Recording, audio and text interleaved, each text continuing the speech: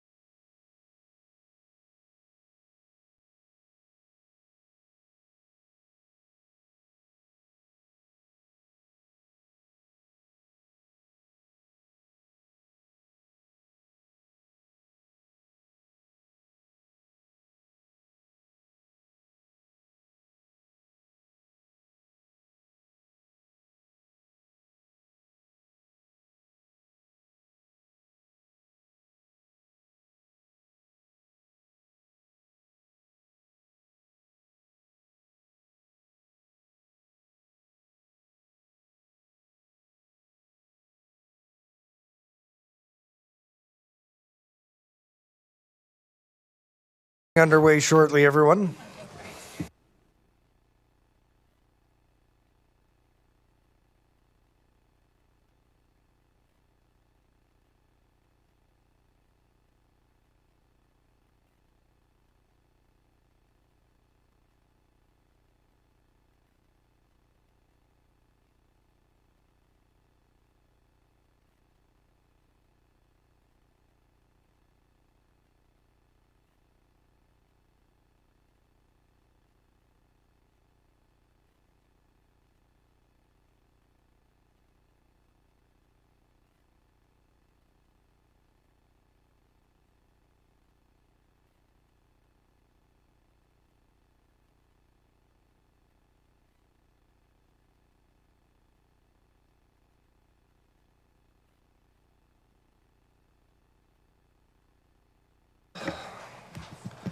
Good afternoon, everyone. My name is Ian Morrison. I'm the Electoral Area Director for Cowichan Lake South Scotts Falls. I will be chairing the Electoral Area Services Committee meeting today. And just upon getting started, I'd like to welcome everyone in attendance today. It is a little bit warm in the room.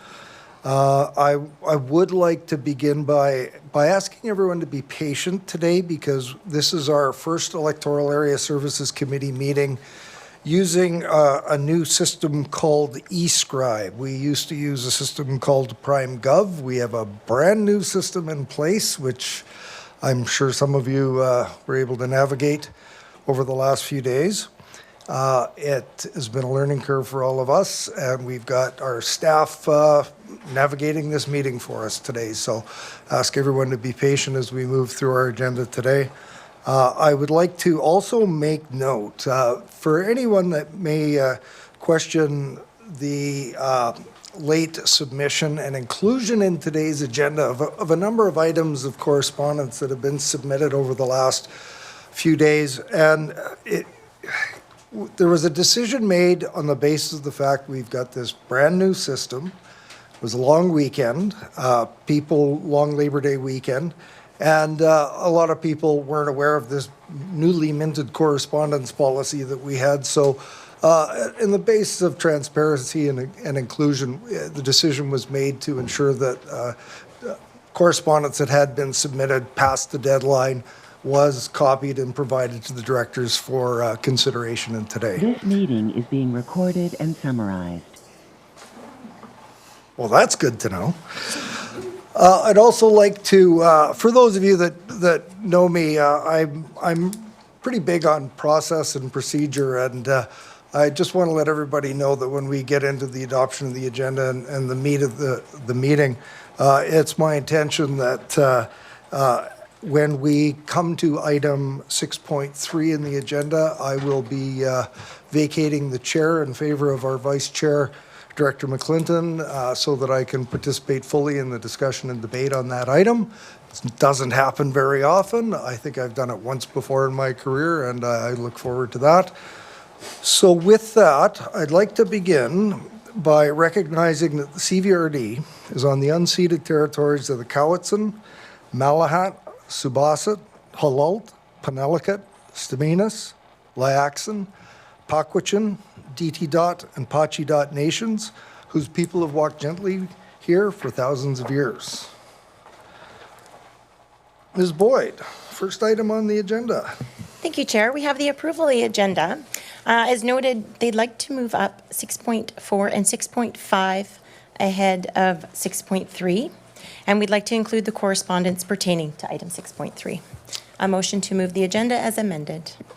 Just before that, have we had a deletion of an agenda item from the original publishing?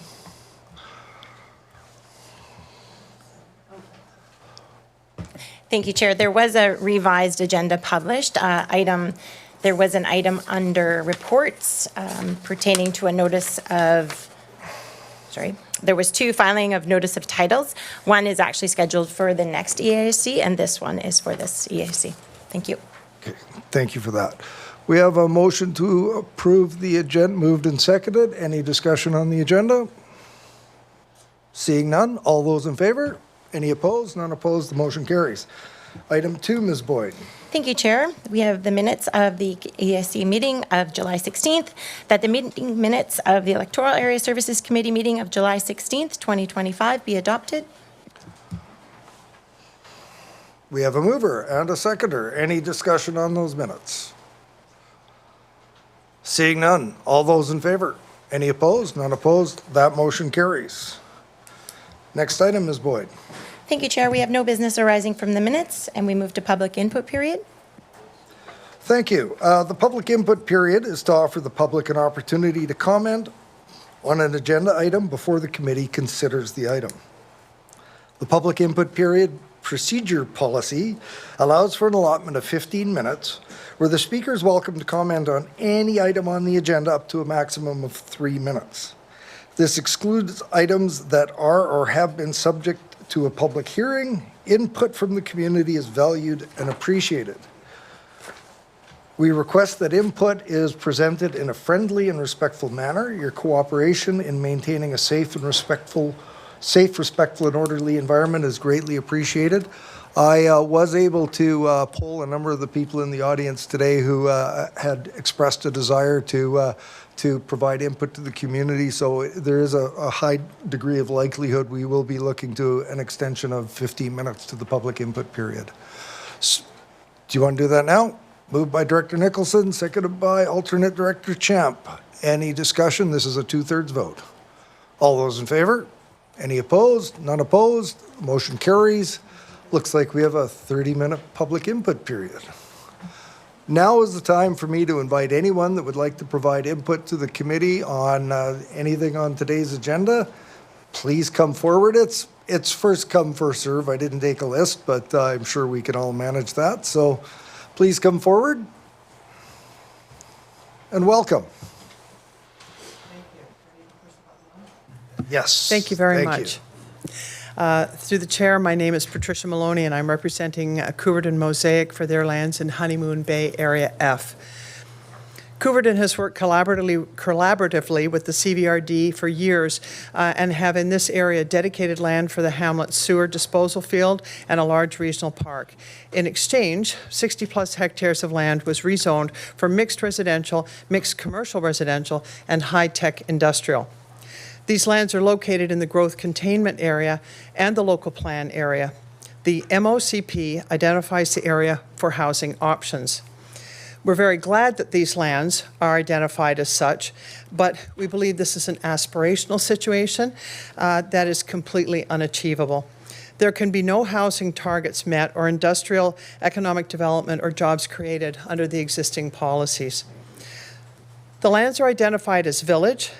They require full piped water and sewer, and full water and sewer must be provided, and the concepts of walkability and transit must be observed. I'm sure the directors have been to Honeymoon Bay. Transit is not something that is a big seller out there. So the idea of complete community is, in our opinion, aspirational and not necessarily achievable. Honeymoon Bay is not an urban standard area. The bus doesn't run every 20 minutes, and the cost of installing piped water and sewer and the construction of roads and the standards required, the urban standards required, is going to make anything developable there unaffordable. We're looking at literally up to $500,000 a lot to provide these services, and that's just for the servicing. This is not affordable, and it's not a reasonable housing solution. So we're asking for the directors to consider a few things. The first would be to allow hybrid and rural servicing in the Honeymoon Bay area. Allow on-site servicing for large lots, piped water with on-site sewer for less large lots. Place covenant on the title to require being tied into pipe services when they are available. We'd like to include Couverton specifically in any local area plan discussions, since it's mostly our land, and take advantage of the fact that there's one landowner. It's not all split up. It's a great time to actually talk about policies for a local area plan. We recognize that the rural nature and character of Honeymoon Bay exists. However, we also understand that the community itself would like to see growth. We would also like rural industrial park to be considered instead of high-tech industrial in an area that doesn't even have sufficient broadband and that really wouldn't support high-tech industrial in Honeymoon Bay. Something more like a rural industrial park, warehousing, storage, shops would be much more suitable, that doesn't need piped water and sewer, that could be done on well and septic. Could I ask you to wrap up? In closing, I would just like to say that, as I said, unlike some areas in the CVRD that are not interested in growth and development, our understanding of this area is that they would like to see some, and we believe to have that achieved, the policies need to be modified. Thank you very much. Thank you very much for your input. Next, welcome. Thank you. My name is Jane Walton, and I represent residents in Saltaire, and in particular 6 people who are accompanying me here now. I'm presenting a petition that has 261 signatures about the issue I'm going to talk about. So we're here again as representatives of the many residents in Saltaire, Area G, and we have 2 signed petitions that we will be submitting. And we are asking the CVRD to revisit the elimination of rural land designations in Saltaire, specifically the 2-acre, 1-hectare lot designation called small lot rural. Downsizing all of small lot rural into country suburban or 1-acre parcels means removal of most natural vegetation, while 2-acre parcels generally allow some retention of biodiversity, natural vegetation, less disturbed soil and ecology. Last month, I spoke with our area director about our concern, and he said he'd reconsider his support for bylaw number 4373 if we could show him that a sizable portion of Saltaire residents disagreed with the reduction of larger lots to 1-acre lots. This meant we had to do a door-to-door petition, and due to a number of factors, we've only been able to go out the last week. The heat, people away, all sorts of things. So our results are, with the door-to-door, 144 supportive signatures. Online petition, 117 supportive signatures as of today. And I have a letter that will have the link that you can check. It's just changing hourly. The online petition sums up some of our concerns: loss of rural character in forested areas, increased housing density is already going to occur with the detached suites, decline in biodiversity, local wildlife, strain on water sewer infrastructure, potential rise in property taxes. We understand a small number of residents want to subdivide their large lots. However, our petitions disagree, and we would like to have the bylaw revisited. Many express disbelief at the complete lack of transparency. I'm sure it wasn't intended, but the reality is nothing specific has been asked of our residents. So no one knew that a development boundary was being created, that within it there would be this change of what will eventually be zoning down to 1 acre. And there was nothing in the papers, nothing in Take 5, nothing at public meetings. And we realize it's aspirational, but whose aspirations? Not our community, as evidenced by the petitions. And yet this draft, which is aspirational, is driving the OCP and the bylaws you're looking at today. And we're wondering how your communities would react if half their landmass was being redesignated without any public input. And why do all your communities have 7 to 9 land designations? I've got these maps showing, circling small lot rural. You all have them. But Saltaire has had it removed. And, you know, here they are, more of these maps. So you have so many land designations, and we are just reduced to 1. Can I ask you, your 3 minutes are up, can I ask you to please conclude? Sure, all right. So simply we are asking the board to delay its approval of bylaw 4373 and to seek more input and inform citizens in Saltaire what is happening. Thank you very much. Our deputy corporate officer just informed me that our corporate officer sitting over there at that desk is willing to receive your petitions. Okay, thank you very much. Thank you very much. I'd like to invite the next person that would like to provide input to the committee today. Please come on up. Welcome. Hi. Hi, everyone. My name is Sean Jonas. I'm coming in support of Jane and support of the people of Saltaire as well. I've read over what Coralie is going to be presenting, and I'd like to thank Coralie for giving me a call today and going over what she's going to be presenting. I fully see the need and the desire for more development. However, I think that the best thing in this case would be to send it back to staff for further consultation, because I don't believe the consultation was full or I don't want to say that it wasn't well done and it didn't take a long time, but I just don't think that it was a full representation of the people in the areas. And that's all I got to say. So if we could maybe send it back to staff for further consultation, that'd be great. Thank you. Thank you for your input. Welcome. Hello, I'm Diana Holland, and I've lived in Saltaire for 10 years. I moved from the Lower Mainland, and I love my utopia, Saltaire, and I don't want it to change much.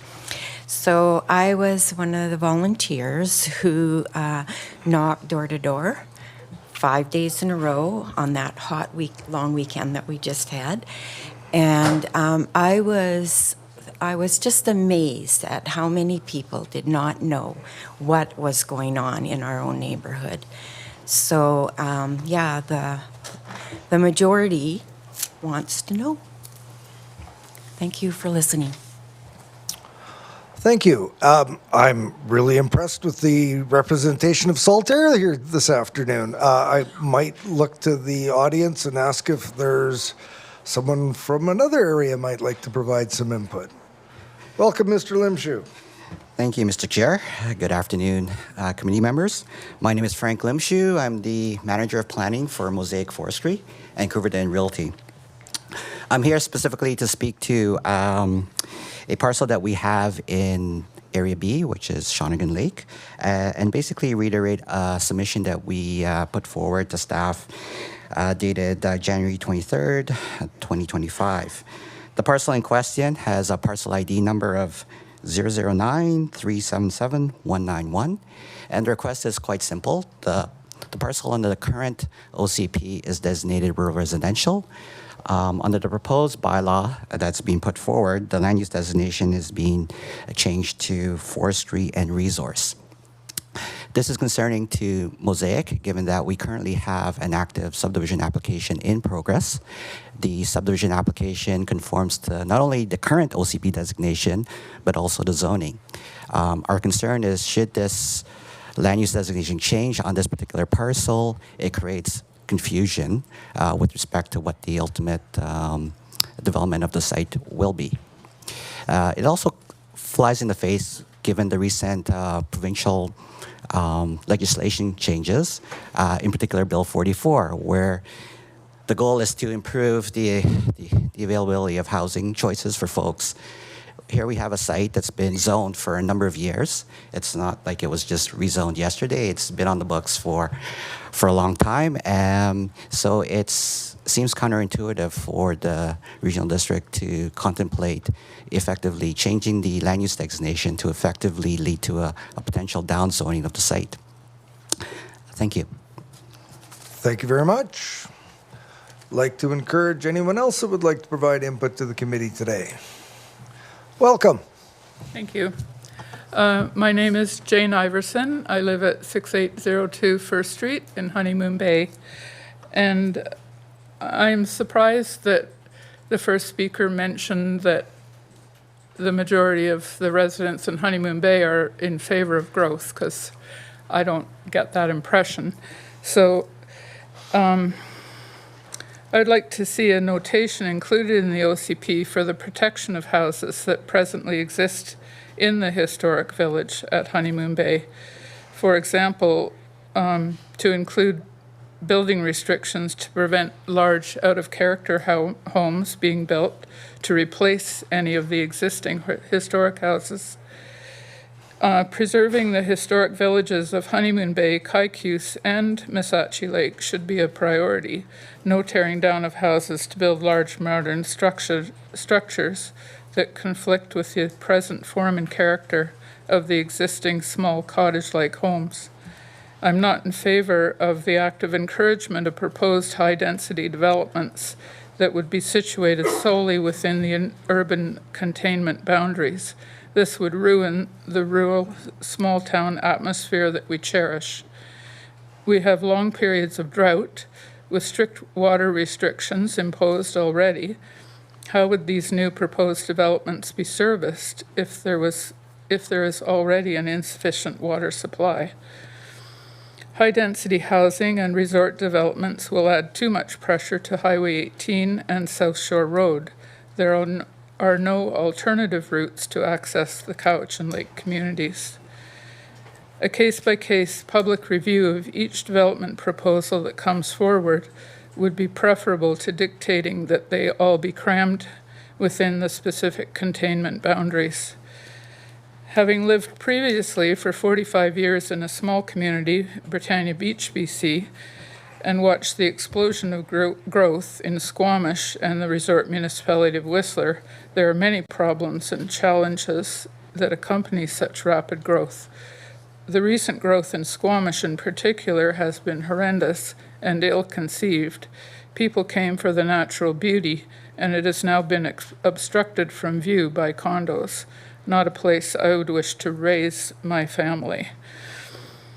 Resort development on the lake would bring more traffic and ruin the quiet enjoyment of the lake as we now know it. It was suggested that a resort be situated at Kaikous. My concern would be the potential displacement of the current residents. I know they live there under certain conditions, but they should be allowed to stay there as long as they are able. So I also wanted to read a quote that was... Can you make it your final quote? Because you're out of time. It's from the questionnaire Key Themes on the Housing Review Assessment, and it's about current needs of space. Respondents expressed a strong need for more indoor and outdoor space. Specifically, respondents mentioned that they preferred yards, better layouts, and secure locations. We heard that respondents valued quiet, low traffic volumes, low density, privacy, and rural settings. We also heard that respondents valued the unique home and neighborhood character in the Cowichan Valley and wanted a village feel with access to nature, farmland, river and ocean side views, and open spaces. Many showed pride in their connection to their family property and the length of time that they have lived in the Cowichan Valley. So, thank you. Thank you very much. Hi. Welcome. Thank you.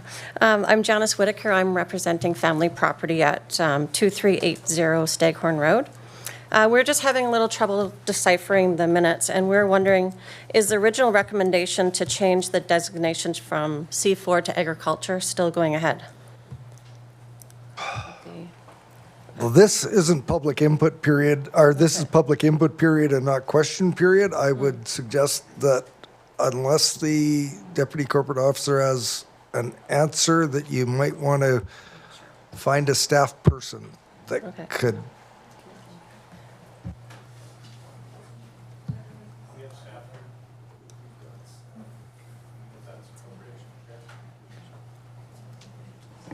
Okay, this isn't a time in which we engage in back and forth, but I would suggest that you speak with we need to know what minutes you're referring to.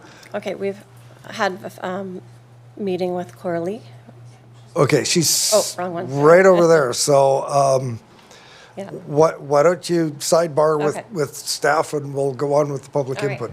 Thank you. Thank you. Is there anyone else that would like to provide input to the committee today on items on our agenda?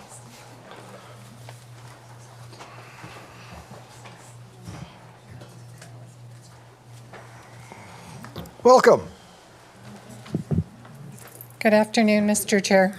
My name is Susan Kaufman, and I'm from Saltaire. It's great to see a turnout of all these fellow members of the public and hearing their input. I was wanting to speak a little bit to policy, and it's in regard to 6.3 of on the agenda today, the new OCP bylaw. And one of the things that I wanted to reiterate, because we've heard from some people that they didn't realize that these changes were coming forward. And I think this has been a years-long process by staff with committed involvement from our advisory and planning commissions and public meetings. And it seems that there is, trying to find my words here, always some controversy, and some will find one piece and then try and derail a process that's been ongoing. And I think it's really important that you hear from the people and that they have that opportunity to voice their concern. I also would like to speak to the fact that you mentioned policy, and a number of months, maybe years ago, the CVRD adopted a policy where you stated that you would not allow public input for items that were going to be subject to, or have been the subject to, a public hearing. And we seem to have changed that up for today. So, you know, I wasn't in favor of that, you know, something that would be subject to a public hearing. I think until it's been referred to a public hearing, that absolutely the public should be able to have their say. So I'm a little concerned about the exceptions being made, and wonder, you know, is it just for the OCP, or would that be applied to somebody who wants to have input on a land use decision? Just something for you to consider. Thank you. Thank you, Ms. Kaufman.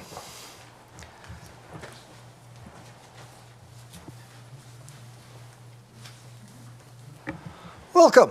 Hi there. My name is Joan McKee. I'm a Saltaire resident, have been since 1980, a resident of the Cowichan Valley since 1945. And I find it a bit confusing in the correspondence that I have in my hand that on one page it says any further discussion regarding the changes in Saltaire are overdone, no more discussion. And yet on a second sheet of paper it says that these changes are at an aspirational stage. I'm a bit confused with the vocabulary, and having been a person involved with public input for the greater length of my life with the different things that I have done in life, I would really encourage and I would beg of you, before you make some concrete decision, that you take some time to really talk to the on-the-ground Saltaire residents. Thank you. Thank you very much. It appears we got about 10 minutes left in the extended period. Welcome. Welcome. Change of topic. Wayne Hopkins from the Stonebridge Development Group. Just referencing items 6.5 and 6.6, just that I'm here when those items are discussed. If there's any questions, context, background required. Thank you. He didn't use his full 3 minutes. Would anyone else like to provide input today before we move on to our next item? Please come forward. Welcome. Thank you. Hi, I'm Keith Christie. I live at Scotts Falls Corner in the Cowichan Lake Road, Area F. I just heard yesterday about all these changes that have been proposed, that I'm not going to be allowed to burn wood or cut down a tree. I've got 11 acres. I'm a farmer. I have a nursery. Provide a lot of local food for locals, etc. I was really surprised that there's been no announcements, or I haven't been made aware of it. I was actually made aware of it by my daughter after she talked to Joe Allen, our previous chairman of the CVRD and our area director. It seems to be quite a vast number of changes coming unknowingly all at once. And this meeting's at 1:30, and I should be out farming. The previous meetings I've been to have usually been in the PM after work. I encourage you, and I encourage any of you directors that will, to second Ian Morrison's motion to rethink this whole. It's not on the floor yet, Mr. Christie. Yeah, it's coming. Okay, anyways, please, we would like a little more notification when these abrupt changes come about, either on the radio or through the media, whatever. But appreciate your time. Thank you. Thank you, Mr. Christie. We have time for 3 speakers, maybe more if the full 3 minutes isn't needed. Like to encourage anyone else that's come today, has something on their mind, would like to share it with the committee, now would be your opportunity.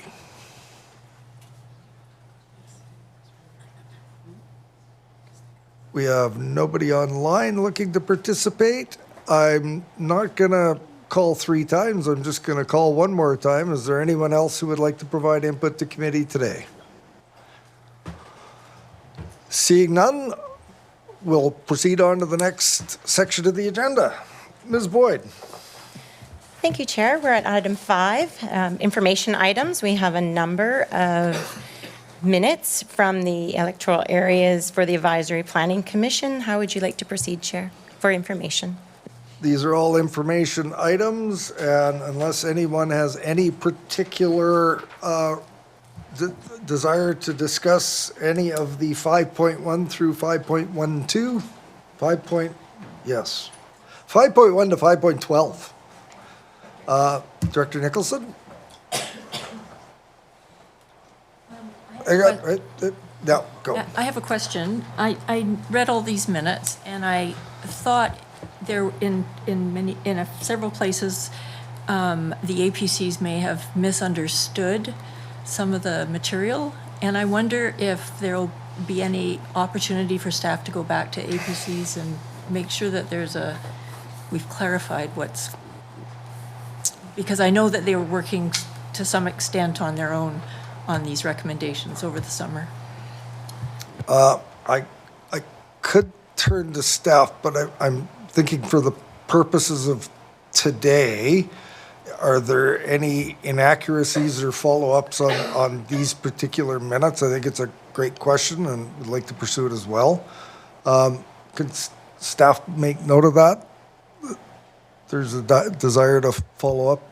Ms. Trelf, are you activating a microphone? You are. Ms. Trelf. Thank you.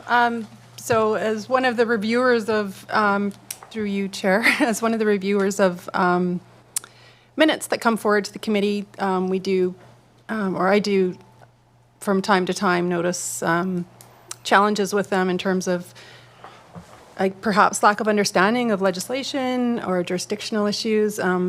But that's not a criticism of the APCs. They're not expected to be legislative experts. But what we're looking for is their general thoughts and ideas and comments around the content and what they're reviewing. And I think that the impressions of the APCs can certainly be extracted from the minutes and the records that we were getting back from them. So, yeah, that's pretty much all I have to say in the matter. I mean, unless staff were directed by the ESC to go back to the APCs and make, clarification, it could be a very lengthy process. There's a lot of legislation that we deal with.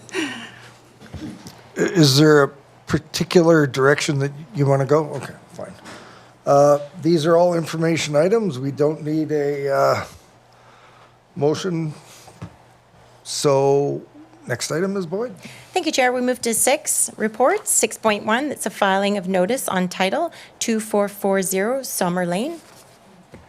Welcome. Thank you, Chair Morrison. My name is Sonny Brisky. I'm the Chief Building Official. I'm seeking a resolution from the committee today that authorizes the corporate officer to place a notice of bylaw contravention on the subject property. Some of the issues on the property are complicated. The owners have expressed that they wish to resolve the items. However, they are currently dealing with some other priorities. Internally, we've discussed this as being the most appropriate tool to bookmark the issue that will protect the district in the interim, but certainly allows us to circle back to the matter in the future. Thank you. Any questions for staff? All right. Is the applicant in the room? No applicant in the room. Turn to the director for the area. Which area is this? This is Electoral Area B, Shawnigan Lake. Director Champ, what is your desire? Would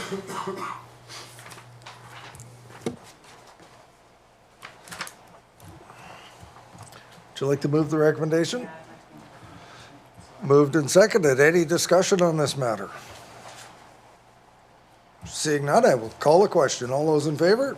Any opposed? None opposed. The motion carries. For information purposes, that item will be a recommendation that will go to the board on September the 10th, 2025 for consideration by the entire board. Thank you, Chair. Thank you, Mr. Brisky. Next item, Ms. Boyd. Thank you, Chair. We are at 6.2, request for frontage exemption, application number SA24B05. This is 3068 Renfrew Road, PID 006410065. Which staff person? Oh, welcome, Ms. Pressman.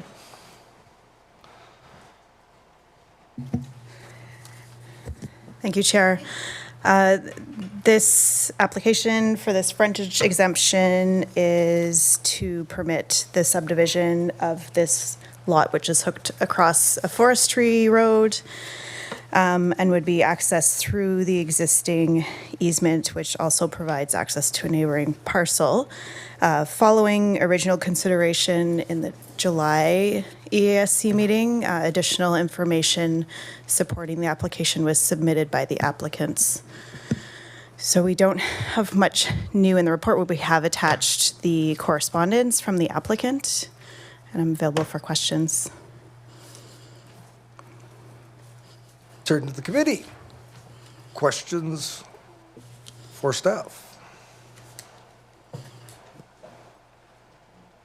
Seeing no questions for staff. We do also have the applicant here. Thank you for that. I was going to turn to next to the applicant. Does the applicant have anything that they would like to provide to committee in the way of additional comment? It's going the long way around. Welcome. Yeah, welcome, Ted Litster, Small Holdings. I believe my letter and the staff report says it all. I did bring my agent with me in case there's any questions on the easements or legal issue on it. If not, thank you very much. Thank you for that. Now comes the time to, oh, I should have asked, were there any questions for the applicant? I didn't see any hands. So I think it's now time to go to alternate director Champ, because I think this is her area again.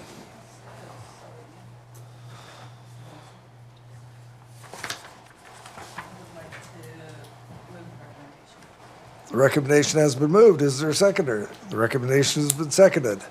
Any discussion on the item, Director Nicholson? Thank you. I'll be voting against this. This is in the Cooks Island watershed. Water scarcity is a significant issue in the whole of the watershed.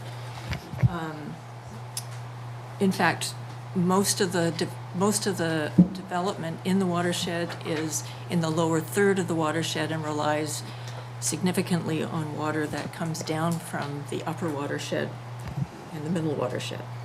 This area is also at high risk of wildfire, and I don't think we should be encouraging further development in the Cook Silo watershed, particularly in these forested rural areas.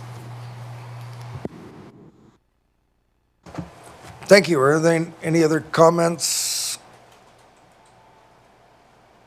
Seeing none, I will put the question to the committee. All those in favor? Any opposed? I believe the motion carries. Next item, Ms. Boyd. Thank you, Chair. As we reordered the agenda at the beginning, we are now at 6.4. Mill Springs Sewer Service Lodge Pool Development Sanitary Sewer Servicing. I believe we have Ms. Thompson joining us today online.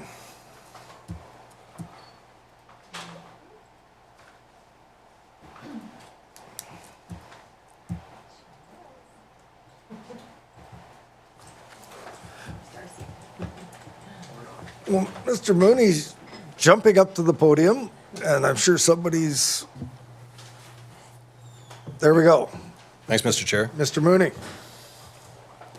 Yeah, Ms. Thompson, I think was online, and but to fill in the void, this is simply a request for installation of a CVRD sanitary sewer main, both on existing parklands that currently exist, as well as installation of sewer main on parklands as part of the new lodgepole development in Area A. Happy to answer any questions. I think we also have technical staff as well as the applicant in the room there. So, I turn to committee. Here's a chance to put Mr. Mooney on the spot when sure. Ms. Thompson, I'm sure, is coming. Any questions for Mr. Mooney or Ms. Thompson? All right. Turn to the director for the area.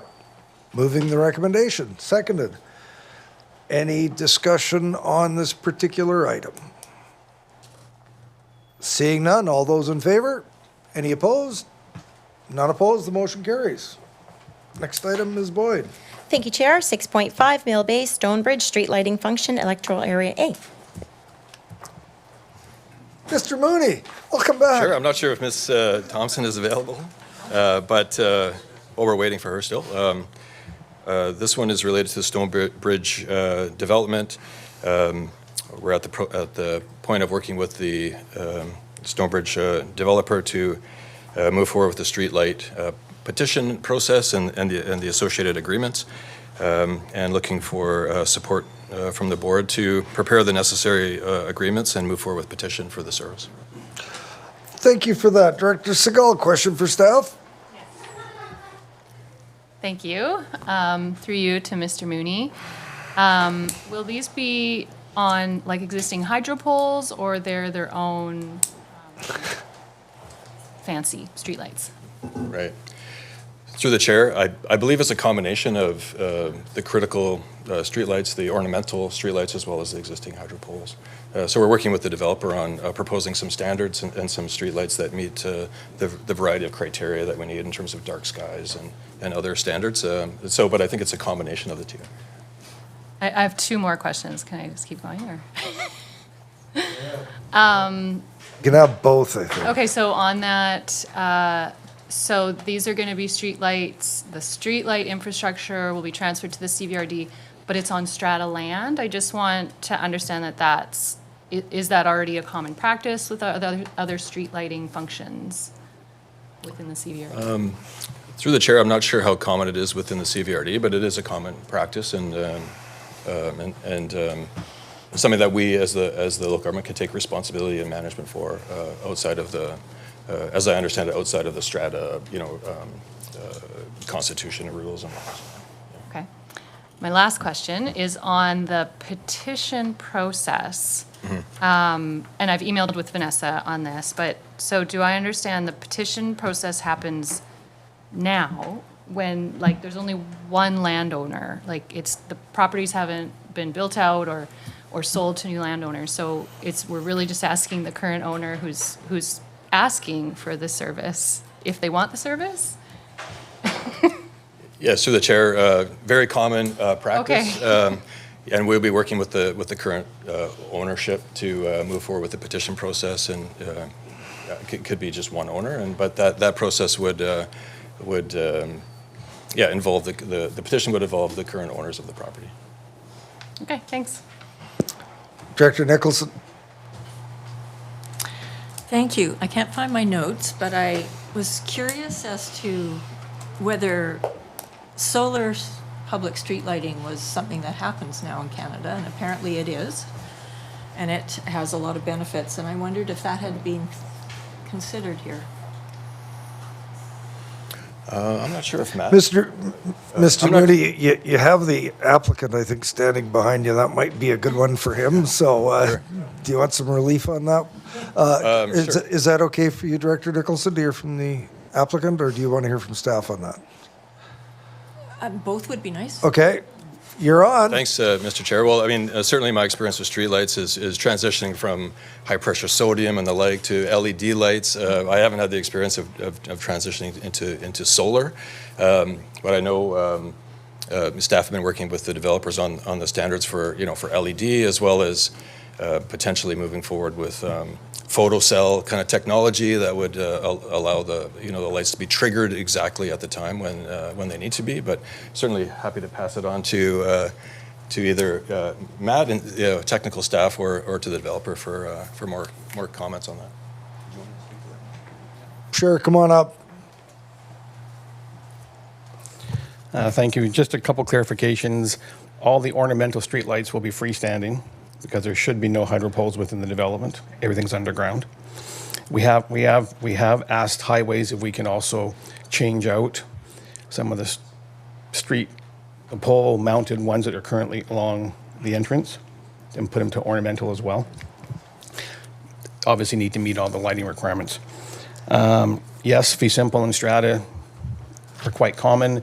We encourage it because we want consistency through the development, so you don't have different looks of light standards. There are actually 4 landowners of Stonebridge, but 1 controlling interest. And in relation to solar, yes, I did look at the solar. Unfortunately, it's just not there yet. You see solar being used a lot on private properties, resorts, even some homeowners associations in the U.S. where there's considerably more solar. But there's still some issues with it from a long-term liability perspective, which local government and provincial governments usually aren't running into. The fixtures we did choose are LED. They're dark skies compliant. They have some really innovative features that Mr. Mooney and I were just discussing, such as you can program them at midnight. They go down up to 80%. And only come back on if there's movement of a vehicle or bike or pedestrian. We'd have to work through the details on that. I think it's a great idea. I love dark skies, but there's also the safety to consider.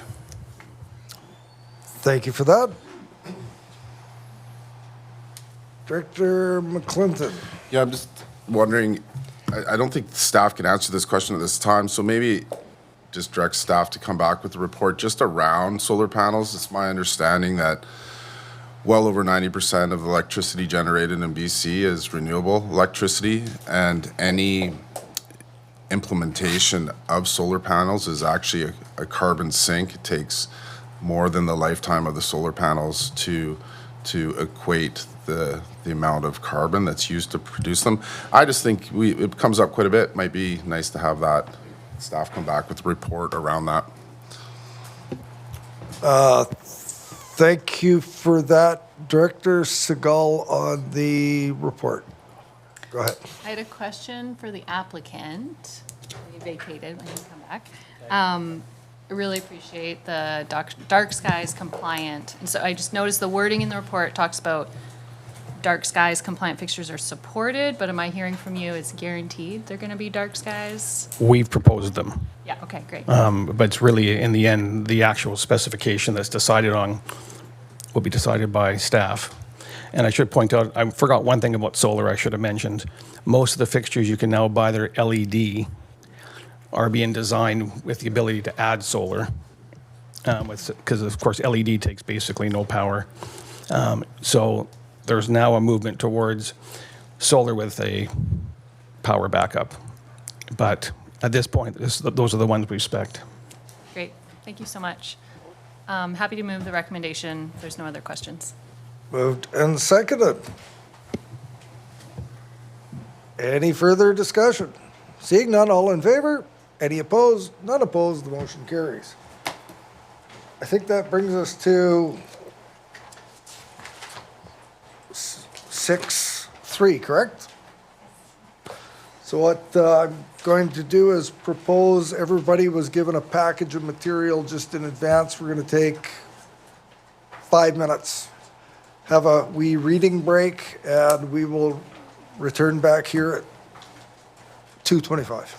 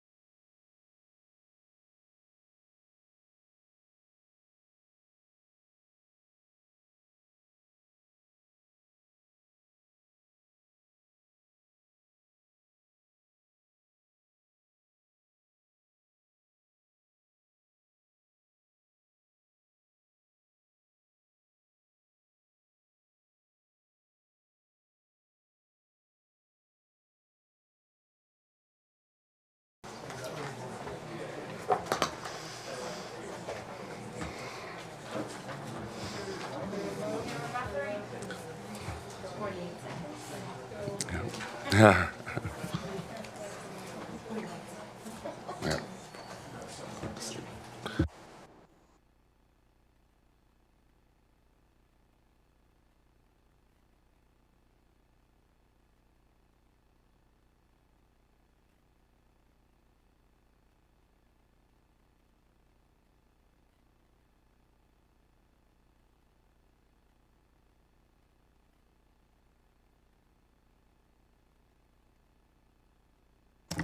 Thank you. Welcome back, everybody. My name is Director McClinton. I'll be filling in as the vice chair, sitting in as the chair of the meeting, as the Director Morrison has stepped aside so that he can participate in the debate.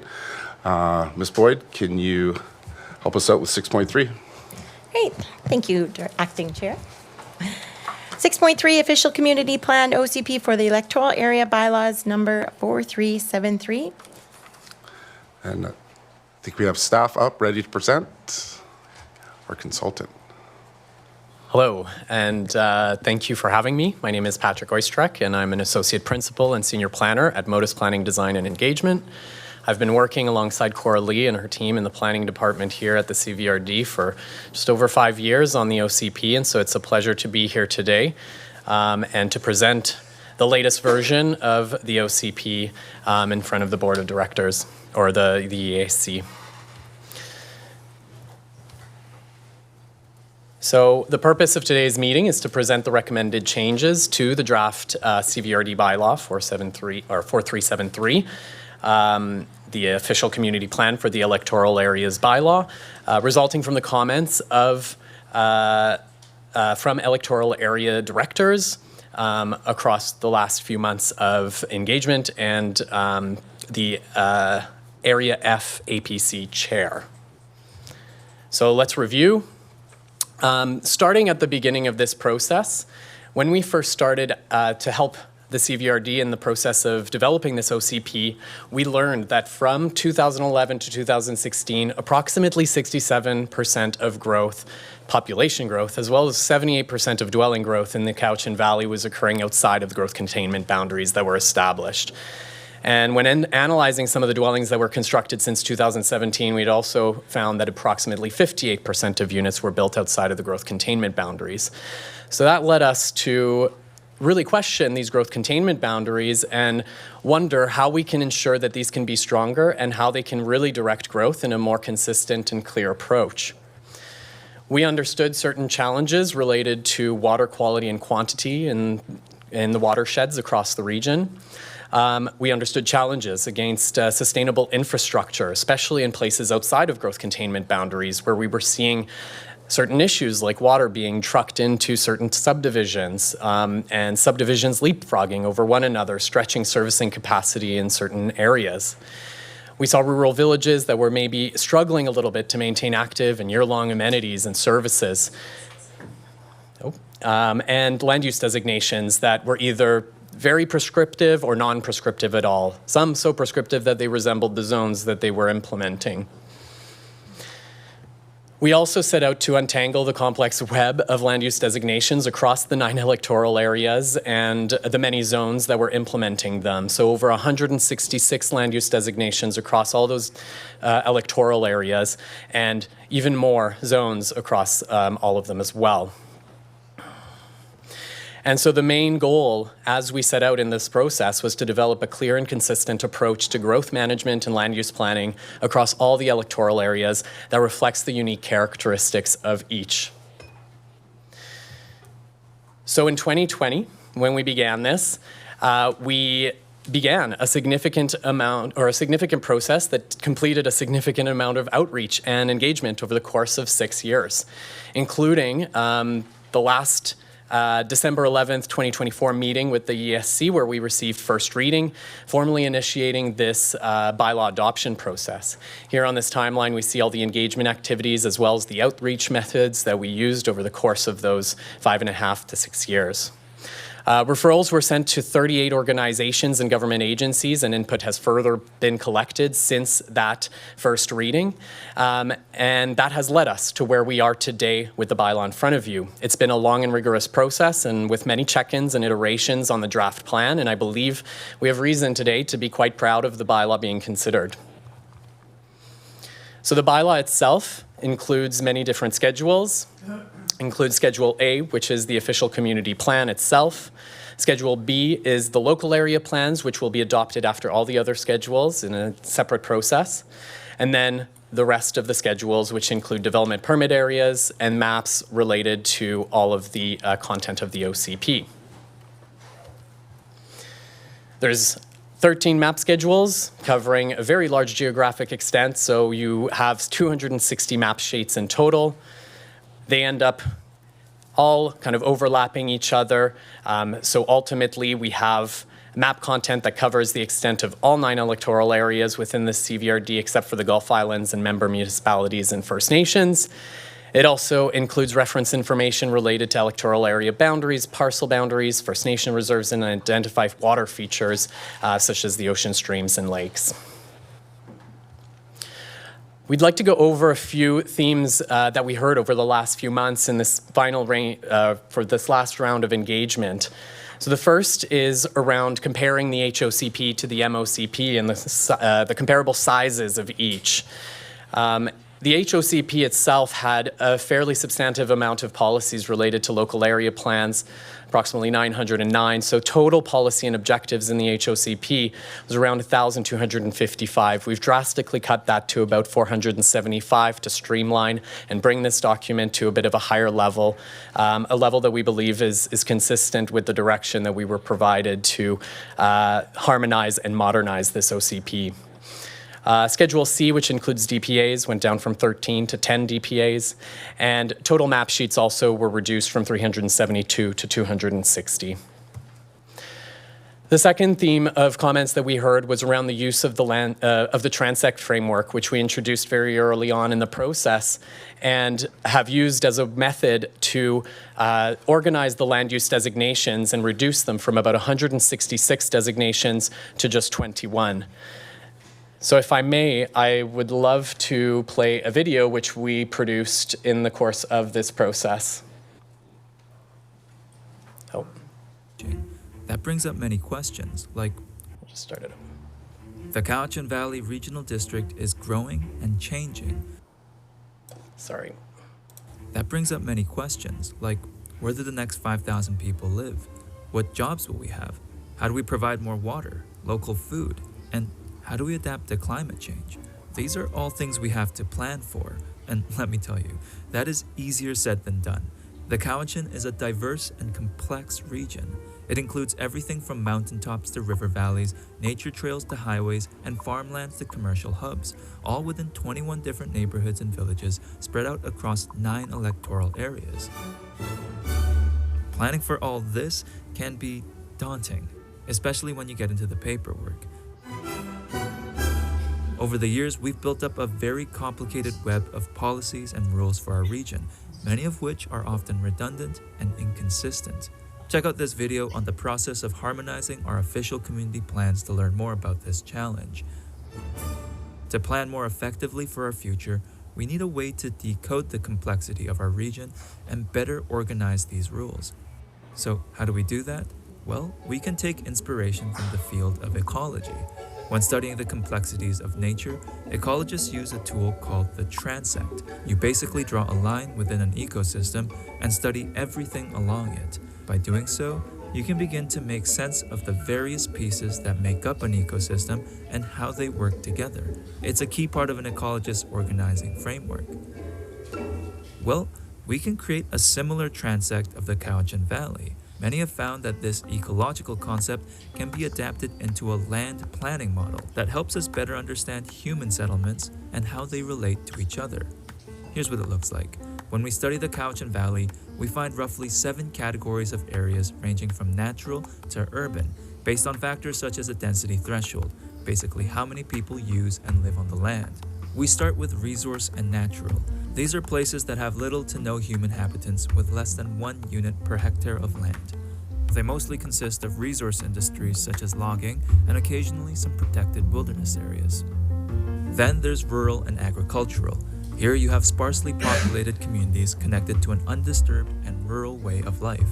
The landscape mostly consists of farms, fields, and woodlands. Once we have more than 1 unit per hectare, we get into the suburban category. Now we're starting to see streets with houses along them. Here, people mostly live in single detached housing and enjoy connections to public infrastructure such as water and sewer systems. While mostly residential, there's occasionally room for a small business, like a corner store. As we move past 25 units per hectare, we have village and urban. These areas have a range of housing types from single detached housing to multifamily housing like townhouses and low-rise apartments. Having more housing density comes with more transportation investments like sidewalks, bus routes, and bike lanes, as well as easy access to shops and restaurants nearby. Then you have downtown areas, where you find mid-rise buildings with a commercial main street. These areas are mostly found within the Cowichan Valley's incorporated municipalities. Finally, there's the Special District. These areas have unique uses and buildings that don't fall neatly into any one category.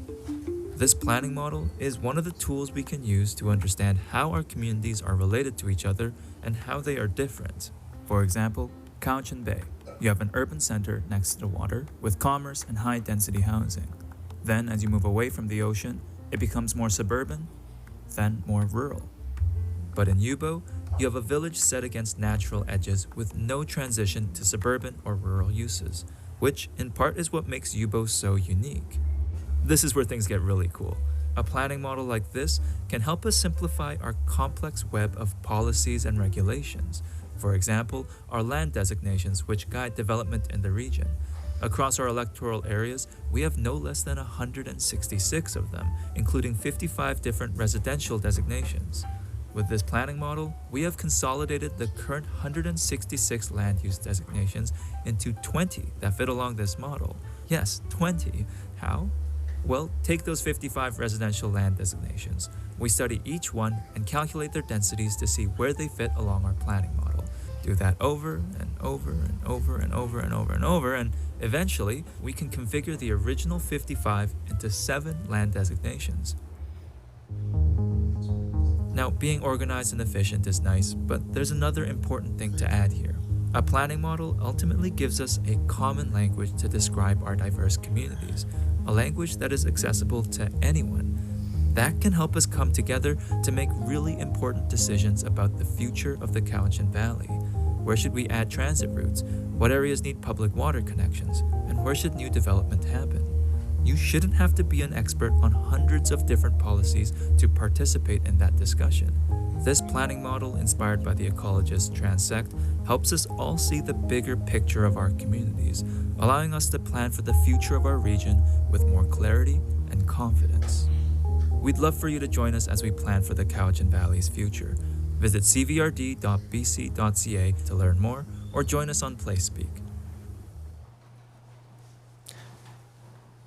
So thank you for watching that. I will note that since the video was presented, we've added an additional land use designation, the country suburban designation, which was implemented as a result of engagement and input that we heard from Saltaire. And so partially the reason why we see Saltaire primarily in that country suburban designation. Ultimately, as you saw in the video, those designations emerged from this Transect framework and helped organize them into the set of 21 designations as you see here. So 8 residential designations, a range of employment designations from mixed employment to commercial, industrial, forestry and resources and agricultural designations, and finally civic and open space designations, including infrastructure, institutional uses, parks and open space, and water. So an example of how we did this organizing. Each designation from the electoral area OCPs were translated into this new land use framework using that Transect, and then refinements were made based on technical review of servicing potential, community engagement, and staff expertise. So an example here from the electoral area F, where once we had river corridor, it is now large lot rural, where it was once rural residential, it's now small lot rural, and so on. Looking at, and then certain designations like village core taking over past designations like lakefront comprehensive development and Paldi comprehensive development. The third theme I would like to speak to is in regards to the GCB growth projections.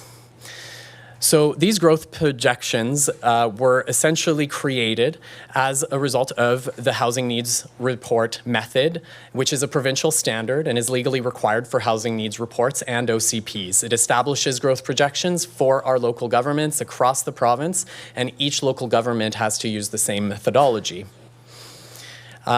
We have confirmed, actually, that the requirement for the OCPs to be updated by the end of 2025 does not apply to regional districts. So that is not a deadline that we necessarily need to follow. However, the OCP does need to align with the HNR method and the latest housing needs report. We've included in this latest version of the OCP a table comparing total residential capacity in the land use designations compared to projected housing needs. And across the whole of the region, we've designated on average about 4 times what is the housing need for the next 20 years. And this may seem like a big jump, but we also know that there are many barriers to realizing this capacity. There still exists significant constraints related to detailed environmental modeling, servicing and infrastructure constraints, like water and sewer capacity, economic constraints to building and feasibility, and landowner interests as well. So not every landowner will want to develop their land to its full capacity. And so for this reason, the OCP has to allow for flexibility and designate for more housing units than what the projected housing need projects.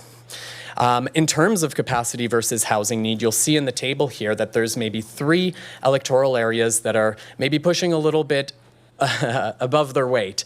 Electoral area I has about 8.7% or 8.7 times what is needed. Electoral area F, 7.8 times what is needed. And electoral area A, about 7.7 times what is needed. So they're doing the heavy lifting, and that's for several reasons. No other electoral area reaches over 4 times the projected housing need. And so in electoral area I, there's both the Yubo lands and Laketown Ranch, which are both very large parcels with significant capacity potential. So those are examples of why electoral area I is lifting such a big weight. In electoral area F, we have large greenfield parcels around Honeymoon Bay that are within the growth containment boundary and are designated for medium lot suburban and village residential, as well as the Paldi lands. So those have a pretty tremendous amount of capacity in them as well. I may add that in response to earlier comments that we heard, the highest density in that village residential designation around Honeymoon Bay allows for anywhere between a typical single detached lot to townhouses. So not quite the high density kind of urban standard that you would maybe experience in larger cities or even other urban centers. In electoral area A, we have large parcels with existing entitlements. So there's Ocean Terrace as an example in the Stonebridge lands. So those are all reasons why some of these electoral areas have quite a bit more capacity than what the housing needs project. There's also, as I mentioned earlier, barriers to realizing that full capacity. So we understand that there's more detailed environmental modeling, which may prevent that capacity from being realized. There's water and sewer capacity constraints, transportation constraints, are the roads up to standard, private landowner interests, and again, broader economic factors such as the cost of construction, labor availability, and market absorption. All of this capacity won't be realized overnight, that's for sure. Across all electoral areas, about 80% of growth is projected to be inside GCBs versus 20%, which is projected to be outside of growth containment boundaries. Now, this varies from one electoral area to the next. In electoral area E, approximately 19% is projected within the GCB versus 81% outside. And that's primarily because of Eagle Heights being the only portion of electoral area E being in the GCB. And there isn't a whole lot of growth planned for that area. Electoral area F, inside, approximately 72% of growth is projected to be within GCBs versus 28% outside. Now, This is, again, a bit of a reflection of the rural nature of that electoral area. Electoral Area H similarly has approximately 51% of its growth projected to be inside versus 49% outside. So these three electoral areas are the only ones that fall below that 80% average of growth being located inside GCBs. And again, I think it reflects their comparatively more pronounced rural character, where larger rural residential, agricultural, and forestry lots make up a significant portion of the lands in those areas.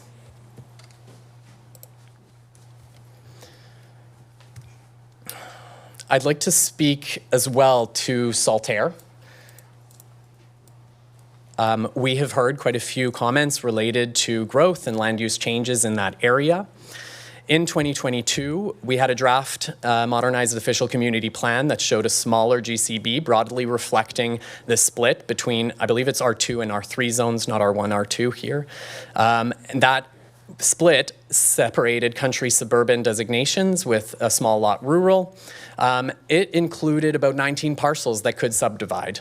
Those are parcels that are greater than 0.8 hectares or larger in size. In the current draft MOCP, now that we've expanded that country suburban designation to include both R1 and R2, it includes approximately 112 parcels that could subdivide. Those are parcels, again, that are 0.8 hectare or larger in size. Now, if we go back to the table, we'll see that electoral area G is also the only one which does not meet its housing need projections. Approximately 575 units are seen as the full capacity of the land use designations in that area versus a projected housing need of 644 units. Now, we feel that given other electoral areas are projected to have larger capacity than what's needed, we can make the argument that there is enough need in the electoral areas to cover this deficit. I also want to note the concern about using the country suburban designation for those R2 zone lands.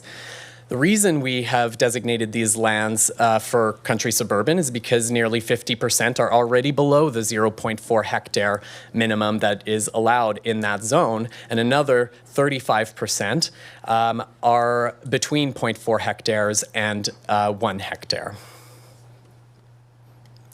Meaning that approximately 85% of parcels are already smaller than what the current HOCP says is the minimum. Moving to the next theme, there are questions around policies versus objectives and the differences between them.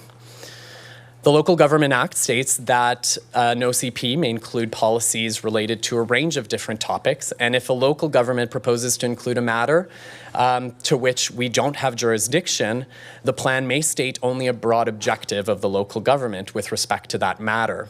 So essentially, policies relate to matters that are within the regional district's jurisdiction, and objectives are broader statements and can function as goals as well as include items that are outside of our jurisdiction.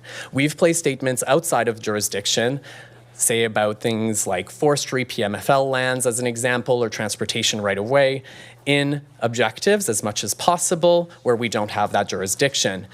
It's also important to perhaps clarify two policies related to tree cutting and wood burning stoves here. So tree cutting, the policy expresses to seek authority from the province to establish a tree cutting bylaw, which if it were to be followed would go through its own process, including community engagement, to determine the appropriate locations and to what extent that tool should be used.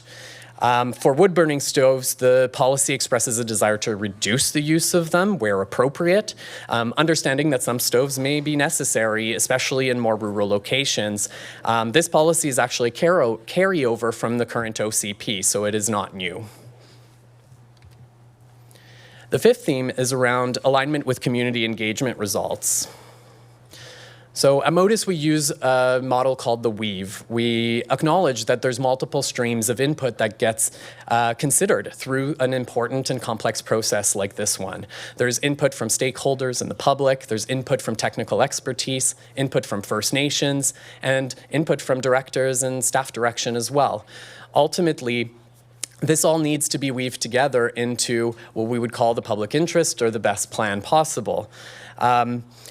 when we look at certain types of results from early engagement in this process, the two highest priorities in the open houses that we had heard from were to protect the natural environment and to manage growth. A second piece of information, when asked where growth should be located, respondents, actually the majority of respondents, wanted to focus it in areas where there is existing servicing and in existing communities. So we're confident that the bylaw that you have in front of you today achieves those community priorities and strikes a good balance between all the diverse voices who've contributed to this major project. I'd like to touch on just a quick Schedule L land use change that we have made since the last time we've met. And this includes a few parcels in Electoral Area E where large lot rural was provided as opposed to small lot rural. And then Electoral Area F where we've removed the Kaikous special study area as a result of some of the comments saying that that would add regulatory barriers to development in the area. So our recommendations today is that the bylaw and the recommended changes as outlined in the staff report be accepted, that the bylaw be considered for second reading as amended, that the bylaw be considered in conjunction with the CVRD's 5-year financial and solid waste plan management plans, and that it be considered in conjunction with CVRD's housing needs reports. And finally, that the Cowichan Valley Regional District Official Community Plan for the electoral areas move to a public hearing. Thank you. Thank you for that report. That very detailed, answered lots of questions that have been posed already. Questions for our consultant, Director Wilson. Don't touch it. Oh, I hit the wrong button. My phone. Hey, where is it? Delegates. Which one do I go to?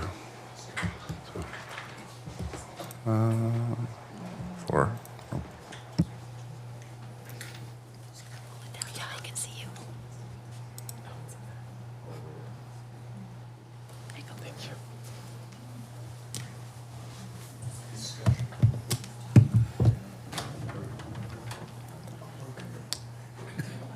Oh, here we go. I have a red. I've got it now. Good. Fool me once. Thank you. You have the floor. Patrick, thanks for all that. We went from 166 land use designations down to 21. Are all the areas, do they all have the same amount of land use designations? 21, or for instance, does Area C have 21 or does it have 15? No, they all have their own varying amounts of designations depending on the makeup of the parcels and the makeup of the electoral area, but they all have access to the same designations should there be a desire to amend the OCP and change it to one of those designations. So the range is 21 designations, but not every electoral area uses every single one of them. Okay, that makes sense, yeah. And one of the things in my notes here, let me go back to my notes here. One of the tables you threw up there was the housing needs in each area. And it seems that Area C is way behind in its housing needs. However, Area C, in terms of area, is tiny compared with, let's say, Area G, which has huge amounts of room. So is there anything here that's taken into consideration the compaction that might have to take place to fit in all those new homes? So just to clarify, Electoral Area C has a projected capacity of approximately 3,342 housing units. Okay. And the housing need is of 1,121. So you are meeting in Electoral Area C your projected housing needs. Oh, okay, so I misunderstood that, yeah. And Mr. Chair, if I Follow up, yeah. Yeah. Let me ask one more question here. Wood-burning stoves, that's a big thing in our area, especially in the more rural area. We have a wood-burning stove. We used to have 2, we have 1 now, because it's a standby. We get power failures all the time. And I noticed that you said that the idea is to reduce, not eliminate. And that's still the case, right? That's correct. So the policy statement is reduce the amount where appropriate. Okay. So a question would be here, if, let's say, my wood-burning stove no longer passes the wet test, can I replace it with a new one, or am I done? There would be nothing preventing you from getting a new one. Good. And I'm just going to make a comment. Final follow-up? Yeah. Yeah, if Comment? that's okay. I'm going to acknowledge here the incredible amount of hard work that the two ladies over there, Coralie and Ali, have done in this, in not just in the depth, but in the wideness, the depth, the breadth of what they've actually do, into changing the HOCP, MOCP, and all the rest of it. But even with everything that's been done with the public and with the APCs, who, by the way, have worked incredibly hard with the two ladies over there, there may be some aspects which don't seem quite 100%, and that's the best way I can put it. And I wouldn't even expect them to be. We've seen some of the talk from Honeymoon Bay there. A seeming change in a land use designation that was in place and is now no longer in place if this HOCP, if the bylaw is accepted. Are we going backwards a little bit here by saying, yeah, you were okay 4 years ago, but you're not okay now? That's a big problem, I think, or a big concern of a lot of people. I had designation, now I no longer do. How do we address something like that? Yeah, I would say that through this process, as much as possible, we've tried to match the current designations to the designations in that new framework, to one of the 21 designations. So wherever it would be hard to know without a specific example what to say about that particular property, because every case is unique, obviously. But I would say that, you know, the Local Government Act requires us to update our OCPs every 5 years with an updated housing needs report. So every 5 years, and starting in 2028, there will be another opportunity to update the OCP and to go through another process that goes through a new housing needs report and looks at those designations once again. So this is a breathing, living document. Okay. It is not set in stone. So any changes would need to wait until 2028? There is also an OCP amendment process that is available. Good. Okay, thank you. Thank you, Chair. Thank you, Director Wilson. Director Morrison, and then Director Deck. Thank you, Chair. I think I'm going to pose two questions. Just checked my Fitbit. My pulse rate's well over 100. So I'm going to ease into this one. We've been under the understanding that we had a hard December 31 deadline to complete this.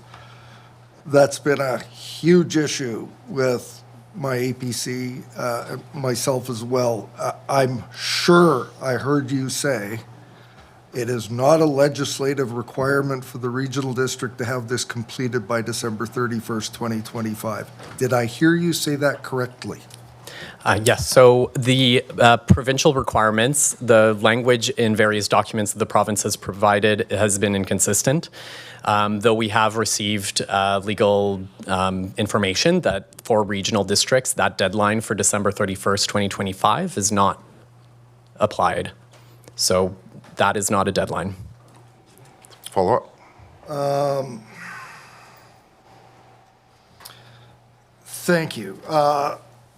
Can I go to another item? It's not a follow-up on that. Yep. So I'm breathing a sigh of relief, and I'm sure my pulse rates come back to a little closer to normal because the pressure is no longer as intense as it has felt for these past number of months to get this completed by year end. The part about the who you sent referrals and had consultations with. I'm going to put this one out there. I don't have the solution for it, but we have just heard from an organization that represents private forest landowners, small, medium, and large, all size, indicating a lack of participation in this process with stated concerns. Are you able to describe the engagement and the product of that particular group? And I raise it because 78% of the CVRD's land base, and we're talking about land use, is forested, private managed forest, and in years gone by, half of my tax, of the CVRD's tax revenue from Area F has come from that class 7. So it's really important that there's an understanding of their response to this process. Mr. Ostrick? Yes, so I believe 38 organizations were referred after first reading. We'd provided that list of agencies and organizations to the directors for direction to refer it to those individual organizations, including the Ministry of Land, Water, and Resource Stewardship, which does have some level of jurisdiction over forests. So they provided commentary, and we integrated their comments into the OCP. We have also heard from Mosaic, who has and Couverton, who have engaged with us over the course of the process. And I would also say that PMFL lands are broadly administered and under the jurisdiction of the province. And so wherever there are statements in the OCP related to PMFL lands, we've done our best to include those in objectives and not in policies as a point to acknowledge that they are not within our jurisdiction. Follow up? I got to digest that. So Yeah. no thanks. Okay. Thank you. Director Deck? Thanks. I'm just really grateful that, I'm okay? I'm grateful about growth containment boundaries being really a very strong emphasis in this document.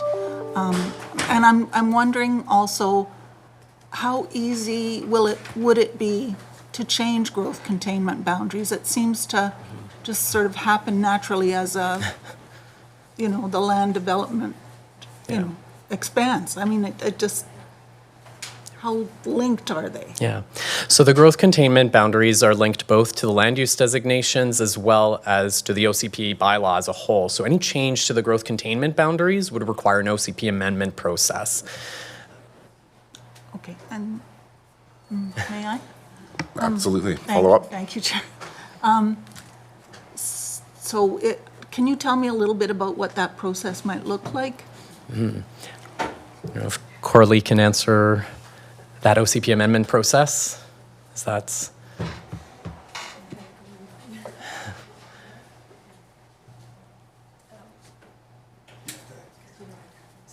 Oh, sorry.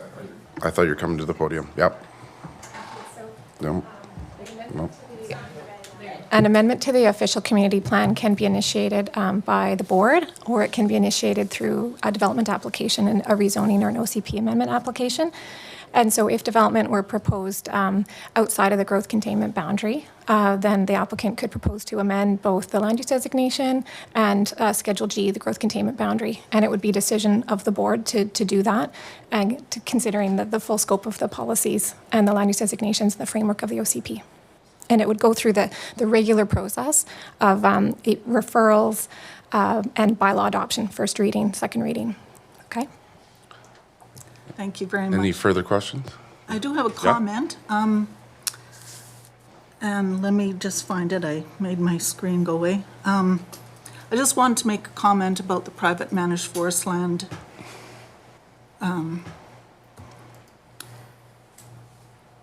request to have input into decision-making here. I just wanted to say that the large PMFL owners can make, the decisions they make can impact communities outside the land they operate on. Local governments cannot interfere in their activities because of provincial legislation. And the combined effects of large-scale industrial logging and the climate emergency deepening and accelerating, I feel it's our obligation to advocate on behalf of the lands, waters, and people that we're responsible for. And I just wondered, I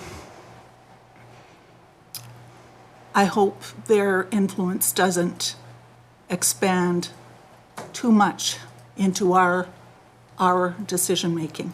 So that's all I had to say about that. Thank you. Thank you. Thank you, Director Duck. Director Martman. Thank you. Thank you, Patrick, and staff for bringing this forward, and went through the entire draft, and the track changes were a great thing to have. Thank you very much for that. There's a couple of things and I'm very detail-oriented, so bear with me. A couple of the details that I ran into were around the concept. This is page 66. It talked about rural and agricultural areas, M132, and it says avoid or discourage installation of water and sewer infrastructure to reduce land speculation and development pressures outside growth containment boundaries. But in my area, there's many parcels that are facing their wells going dry. So, down the road, infrastructure may be needed. So, is this one of those, aspirational goals versus the when appropriate? Like, how does this help in 10 years' time when we may have to do something? Mr. Ostrick? Yeah, we certainly understand that there's going to be extenuating circumstances or special cases. And so the bullet points underneath that particular statement, so avoid expansion of any services outside the growth containment areas except those related to health, fire safety, environmental protection, or agricultural support, or sea level rise adaptation reasons. There's also reasons where a necessary takeover of private infrastructure might be needed to interconnect separate systems in special circumstances where growth is expected outside of the growth containment boundaries. As we noted, there's still an average of 20% of growth that's going to occur outside of those growth containment boundaries, and in some electoral areas more than others. And so that's why we added in special circumstances where growth outside of the GCPs is anticipated, as illustrated in that table that I showed earlier in the presentation, and for specified projects as identified for the board. So the board has discretion in this case to say, this is an important project and it might fall outside of the growth containment boundary, but we feel it's necessary for the public interest. Follow up? Well, I have a second. Yeah, second question. So the second one that I found interesting, and it's probably just my lack of understanding, that was page 71 and it's DC 010, established as of right zoning, whereby a use is allowed in an existing zone, removing the need to rezone a property. And then it goes on for nonprofit below market housing in areas well serviced by transit and amenities. And so the question I have, does this mean that a nonprofit could buy a couple of lots in a residential area and build below market apartments without rezoning? So the idea would be that they would still need to follow the same density requirements and the same kind of setbacks and kind of requirements that the zone has, so they can't build whatever they'd like. The idea is that within that zone, that established zone, that type of below market housing would be a right to that owner to build. Yes. So there wouldn't be a rezoning application if the form still followed the same form as that existing zone. Follow up? Oh, that's good, thanks. Other questions for staff?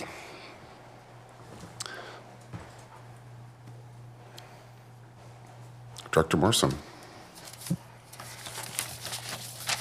I'm really curious about the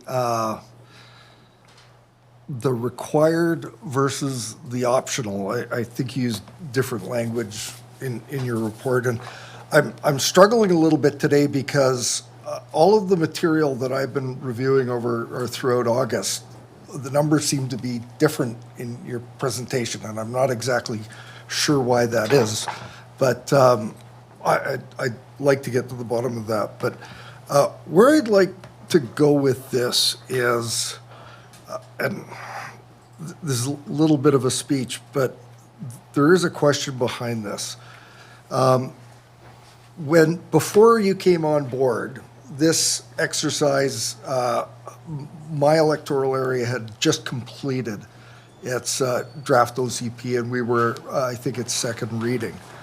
A meeting was held to launch this process with our staff and APC chairs, and it might have been APC members there as well. And a consultant was brought in to describe what this process would be and the type of product that we would ultimately end up with.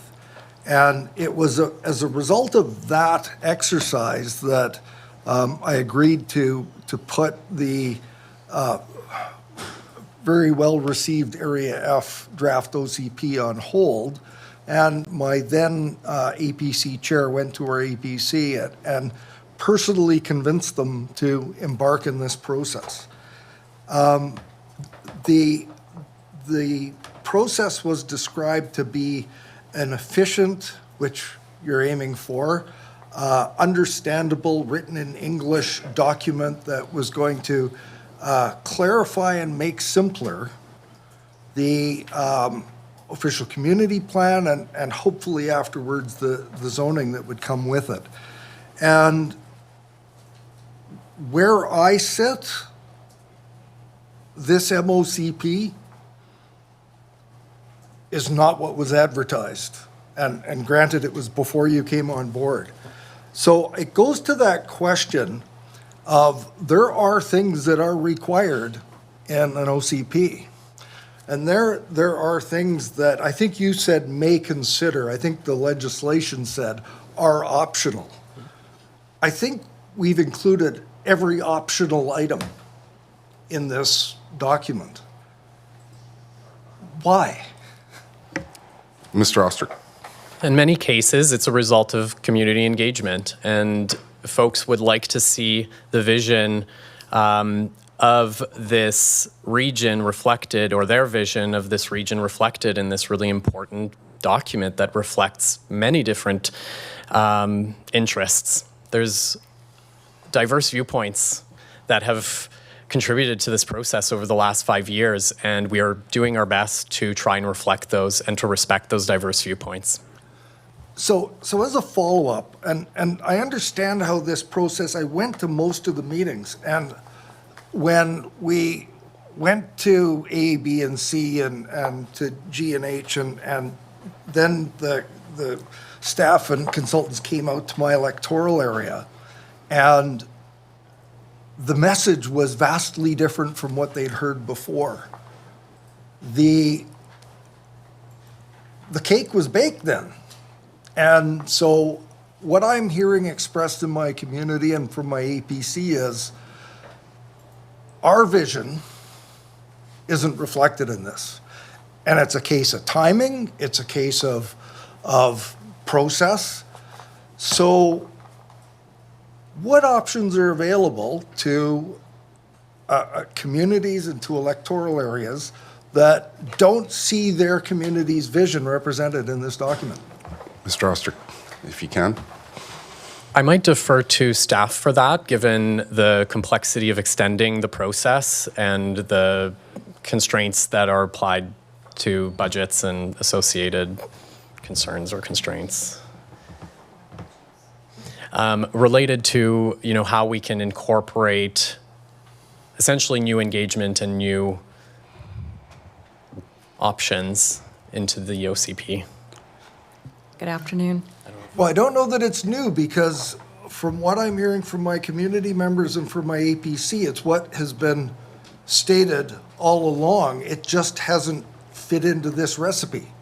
And that's where we've heard from my community members, we're at odds. This doesn't fit for the folks that I represent in Area F, and you've heard community members. So I have to find a way to either become part of the recipe or the cake, or have to figure out something different because we came later to the consultation. The community's needs aren't being reflected in this document. Are there specific examples that you could provide to us that aren't reflected in the document? We're a pro-growth area, but much has been described in the member that came forward before the community. We don't want to jam our growth into our growth containment boundaries. We are a forestry community that has access to smaller lot lands, and one of the things put forward by the community is we and the APC was that and I know we're not debating growth containment boundaries, but to have more lands available for multiple housing types along the south shore of Cowichan Lake. So I've got a bunch of specifics, and we will be here all night if we start getting that granular, but that's the challenge. A lot of, like, I appreciate those areas that don't want to see another house built in their area, and I'm particularly, impressed with Director Martman and Director Nicholson's defense and voice for the agricultural community, but I'm talking about a forest rural lifestyle that is, I think, about to be eliminated with this document. So I want to see that embraced and included. Mr. Ostrick? Yeah, if I could. So in electoral area F, approximately 7.8 times the needed capacity is projected for, like, within the land use designations that are there. So that reflects a pretty significant amount of capacity and growth for an electoral area. So we're looking at 3,848 units when the projected housing need is for 495. That's a fairly significant jump from what's projected in the housing needs report, allowing for quite a bit of flexibility and quite a bit of growth. I believe in the presentation I mentioned that there is a significant amount of that is also planned within or outside of growth containment boundaries. So approximately 28% of that growth is still planned for outside of the growth containment boundary in electoral area F, which is lower than the average across the region and the rest of the electoral areas. I understand, and our numbers are differing because my number is 37%, but we've also just heard from a major landholder within the growth containment boundary that there will not be the density and the capacity that was anticipated several months ago is not going to be built out and will likely sit fallow unless we have newer policy to allow for those larger lot residential. I'm going to interrupt. I think we have staff that wants to comment. Yes, thank you. So there is a large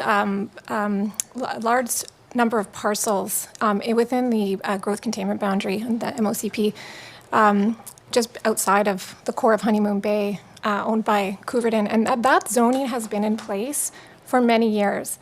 And this MOCP, the policies here, they do not change that. They do not change the entitlements in the zoning for the density that was agreed by the board through that application. And there is the land use designations are consistent with that zoning. So there is, from staff's perspective, no negative impact on that development. Thank you. Thank you.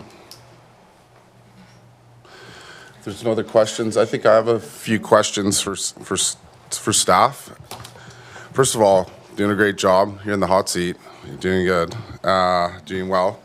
I do think, just a general comment first, I do think staff and the directors and the APCs and all the community members should be proud of the work in general that's done to this point. As mentioned, I think in the report, there was 6 years of engagement. I know it's been going actually on a little longer than that.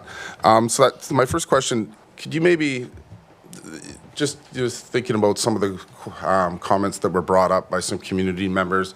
I'm not sure who wants to take this on. Could you maybe just go into a little bit more detail about the amount and the scope of engagement, what type of engagement was done, both just in general for the Cowichan Valley and then just kind of in, to specific areas.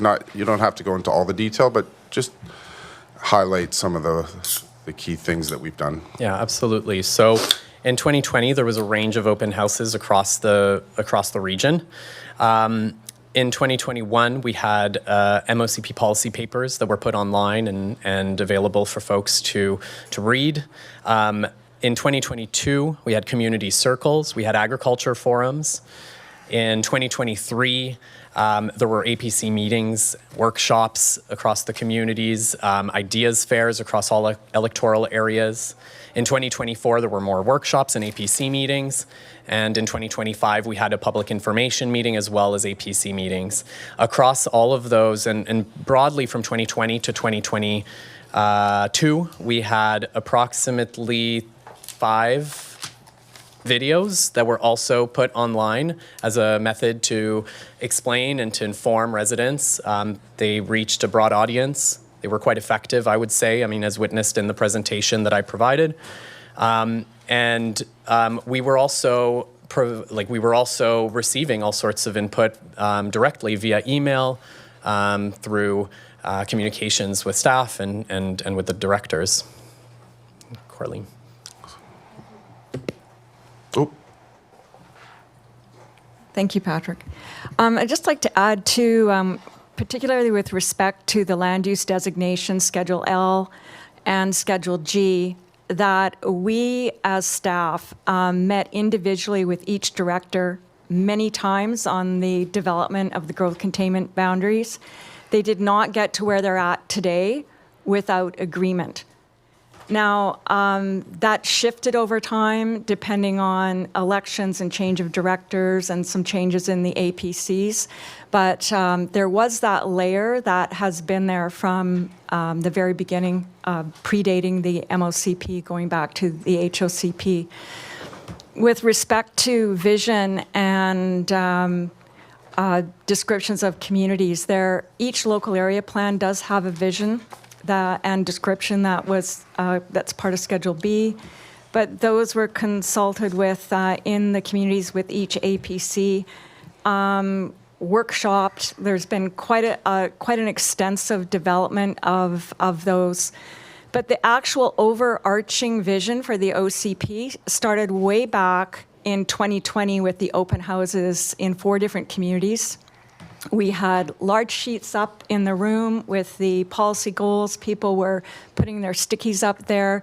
And that vision, we had submissions, some that were very short and some that were 10 pages long, that happened over a couple of years before that vision was shaped jointly. It is a balancing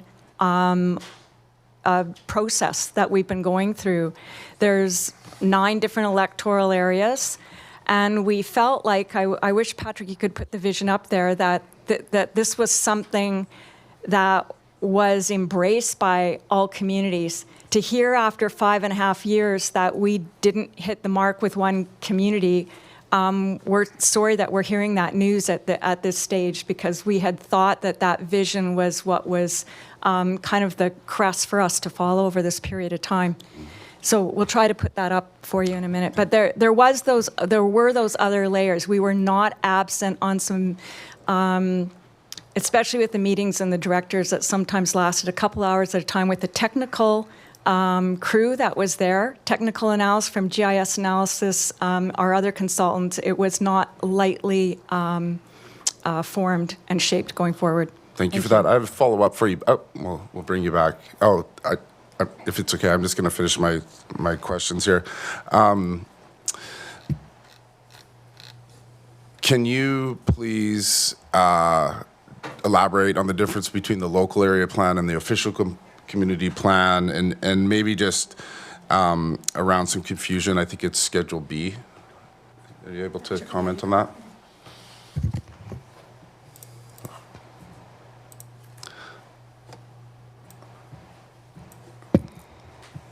Oh, you got to clear some people.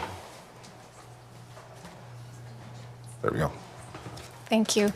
So as Patrick mentioned at the outset of the presentation, under consideration today are all OCP schedules except for Schedule B, which is the local area plans. They've followed a different development timeline, and they have allowed for engagement with the unique communities within the CVRD's electoral areas to identify, as Corley said, a unique vision, because this is a diverse area and there are diverse interests.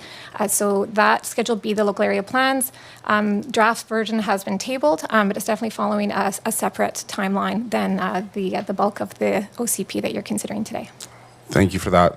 And I have some more questions, but I'll come back to myself in a moment. Let's go to Director Segal.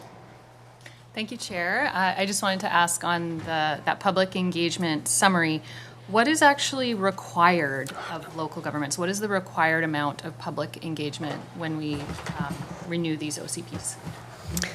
The requirement under Local Government Act is on OCPs is to consult early and often. Oh, okay. So it's left fairly open. Okay, thank you. Yeah. Other questions? Yeah, Director Morrison. I'm really trying hard not to go granular here. I'd really like to understand the 80-20, 20-80 as it applies to this region. And yes, I'd like to know more specifically to my electoral area, but that can be secondary. And I'm not understanding it because of this. It feels artificial, and I can't trust either my numbers or your numbers because they're so different at this point. And that's not a reflection of you. It's just we seem to be working off of different data sets.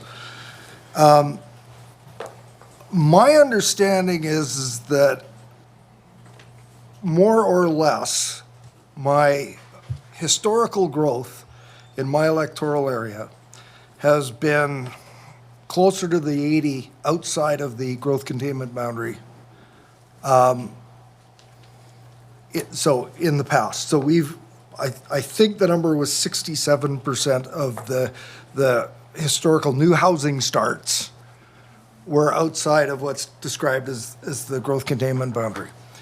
And given that, and I get the aspirational nature of, the 80-20-20, but going from 80% or 67% in the case of my electoral area to tossing that completely on its head to making 80% of the growth to within the growth containment boundary is fanciful, fantasy, made up in my mind, and I think in a lot of my community members' mind. That's partly, and I'm not putting it on the floor, but that's partly the common sense man in the street approach of why can't we aim for 50-50 in the next 5 years and see if we can hit that target. The 80, going from current historical 80-20 to flipping that on its head to 20-80 as a aspiration, I'm getting a sense community members aren't liking how overly aspirational this document is. So can you give me the rationale for that arbitrary number? Mr. Ostrick? So there's two ways of looking at it. So there's the projected housing needs for your electoral area, which is 495 units. Now, the residential land use capacity in the OCP allows for 3,848 units. All of those 495 units could be held within areas that are outside of your growth containment boundary. That's very possible. There's the possibility that over the next 20 years or so, every single unit that's built in electoral area F is outside of the growth containment boundary. We can't force anyone to develop within the growth containment boundaries. However, the reason that I've given you the numbers of, I believe it was 72% inside the growth containment boundary and 28% outside of the growth containment boundary is based on the capacity of those land use designations. So you currently have high density land use designations, and by high density we mean, fairly compact single detached homes, townhomes, that type of density, in Honeymoon Bay and Missachi Lake. That can account for up to 72% of all the capacity in those land use designations. The rest, 28%, is in those rural land use designations, the forestry, the agricultural designations as well. And all of your capacity could be accommodated, or all of those housing needs could be accommodated within those areas, within those rural areas. There's nothing that we can force. We can't force anyone to develop anything. So ultimately, it really depends on the economic factors and the hold on the GCB. Follow up. Director Morrison. Yeah, and this is why this document is so important and has to be gotten right, because what I'm hearing you say gives me a certain degree of comfort, but what I know happens in reality is somebody comes in the door with a marvelous idea to create 5 lots, and the very first thing they're going to hear is contrary to the OCP, and they're going to walk away and go to Nanaimo. So I really need to know how this is going to translate on the ground, to have people come to my area to look at not redeveloping downtown Honeymoon Bay or downtown Missachi Lake, and will look to this as a place where they can diversify and enhance my community.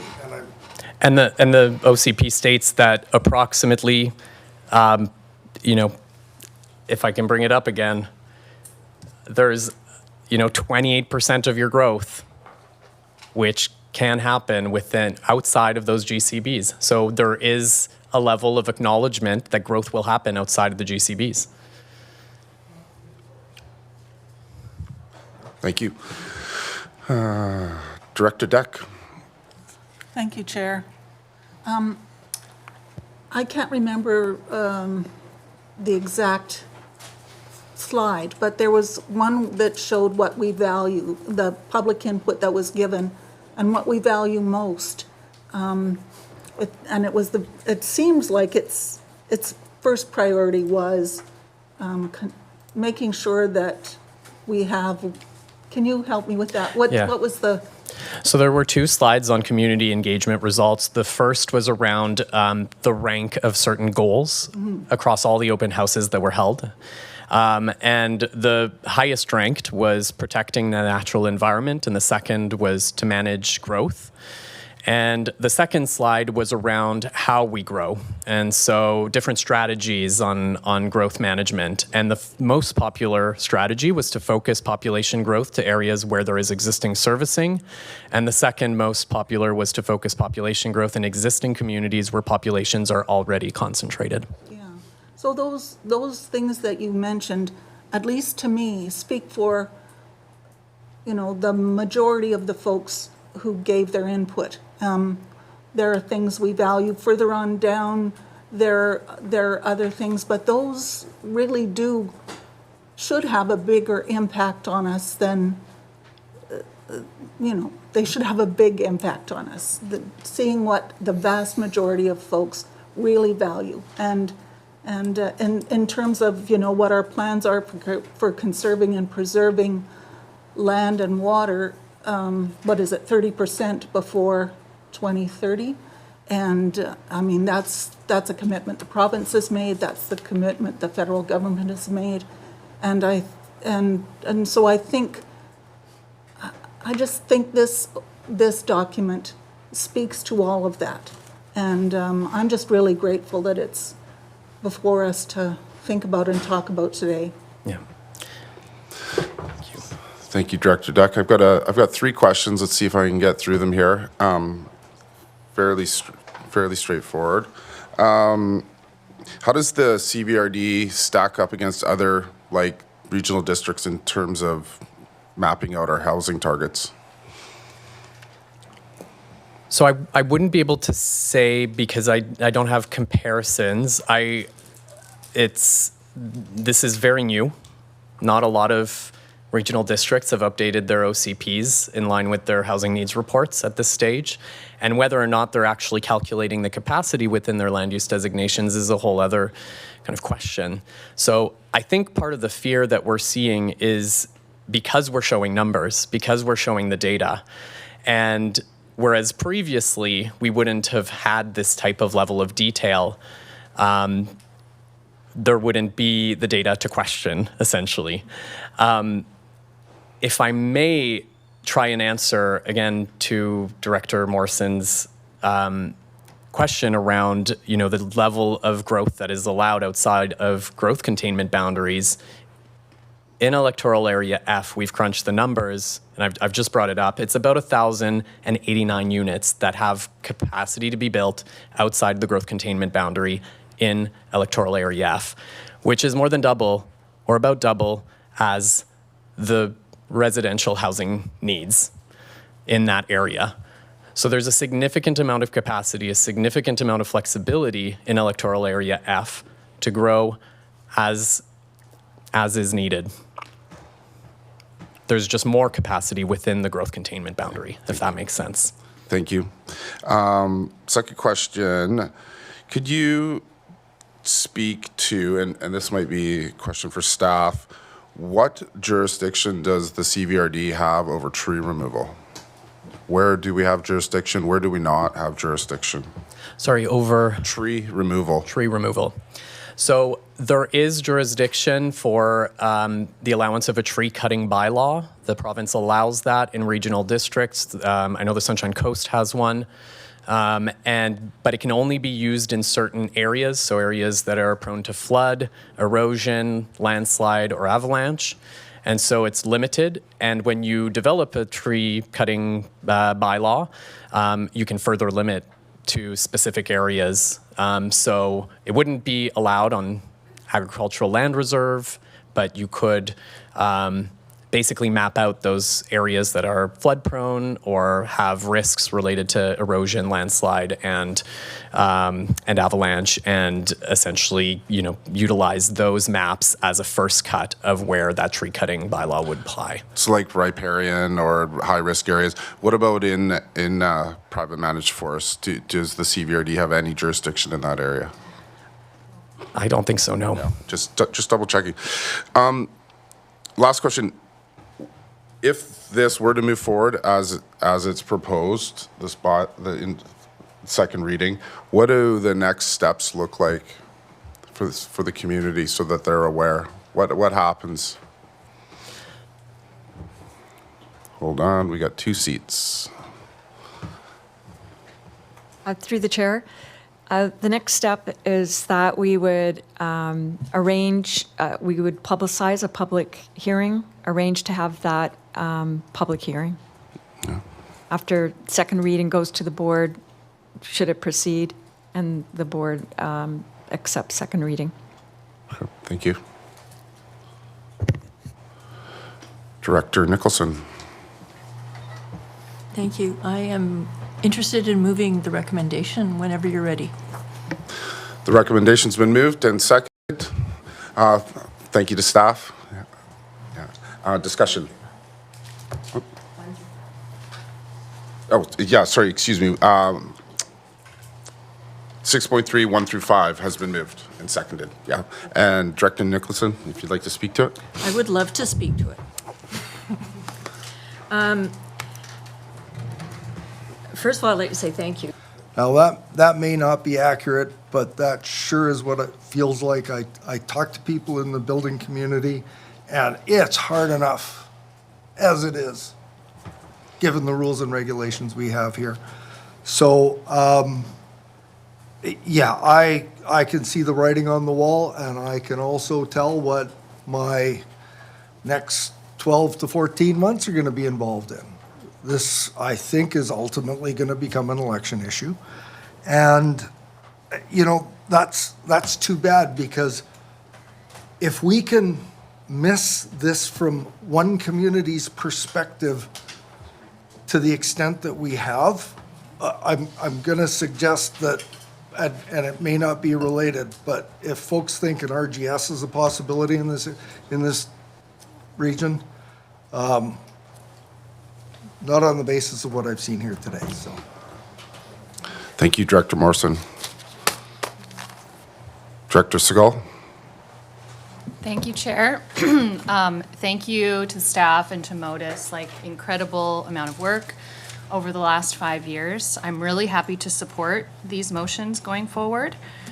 And just want to lean in on the importance of the fiscal responsibility of these growth containment boundaries. I live in Mill Bay, Area A, which has an Could you just speak a little closer to the microphone? sorry. Yep. In Area A, which is an immense amount of sprawl, the single-family homes, the little mini acreages, and my residents are really facing the realities of what it costs to maintain the infrastructure to service in that way. $6 million bill for new water pipes. We just had a large increase to our fire protection. We have, I think 5 fire halls between 3 different local governments to serve, 15, maybe 20,000 people. Sprawl costs a lot. And one of the main focuses of our strategic plan is fiscal responsibility. And it's important to be leaders in that with this OCP as our overarching guide. Thanks. Thank you, Director Skull. Director Martman. I've been listening, and I really sympathize when an area says, we aren't being heard. I think that's something I say often here. And, and it's troublesome, to think that we can't find a place that we can all sit at the table and say it's all meeting our communities. And then I try to back off a little bit and go, where does the OCP come from? Why do we do an OCP? And we could step back and say it's dictated to us. We are required to do it legislatively. And then, well, why are these housing needs numbers put in place? All the things that could happen to our communities based on these numbers. And again, those housing needs reports, they're dictated to us. And so we're kind of squeezed into this place of, yes, we have to do this, and it's not meeting all our needs, and it's very uncomfortable, I think, a place to be. I don't think any of us wants to say one community or even a portion of one community is feeling left out. And so, I'm fine with this. With all that being said, I think we need to move forward with the idea that this is a living document and that we need to understand how to make those amendments based on the needs. Maybe we do need that more ability to have more land open for development and trust that we can get to amendments for that. And I guess that's where my hope is more again, aspirational for our future, and that we can make this work for all of us one day.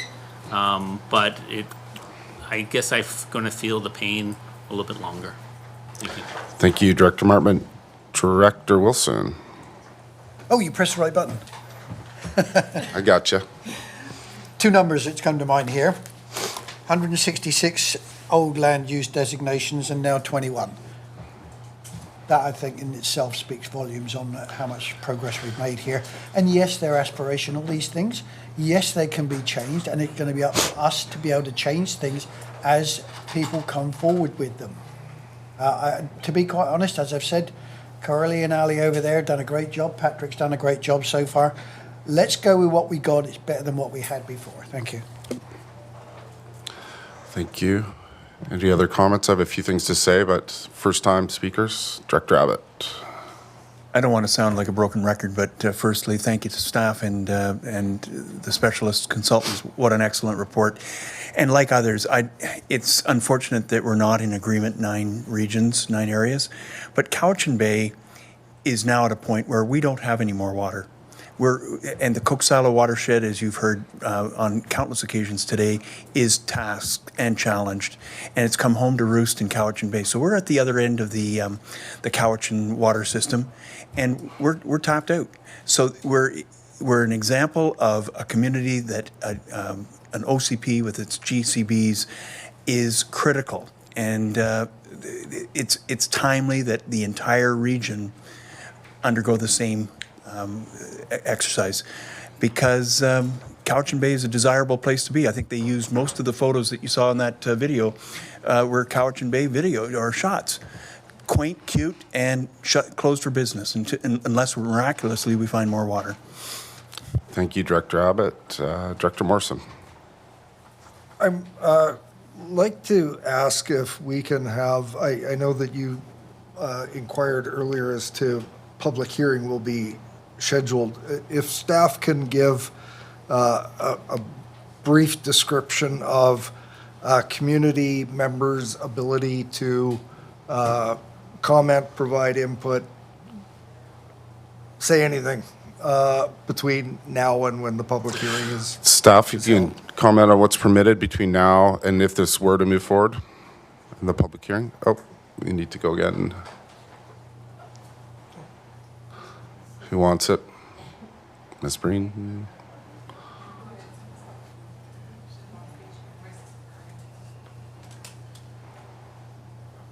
Seat 28. Thank you, Chair.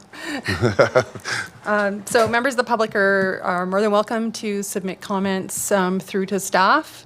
Once the public hearing is scheduled, there will be an official notification period, and during that period, the submissions have to go specifically to the public hearing submission address, but in advance of that, submissions can be made to staff, and staff will continue to respond to questions as they come in as well. Thank you.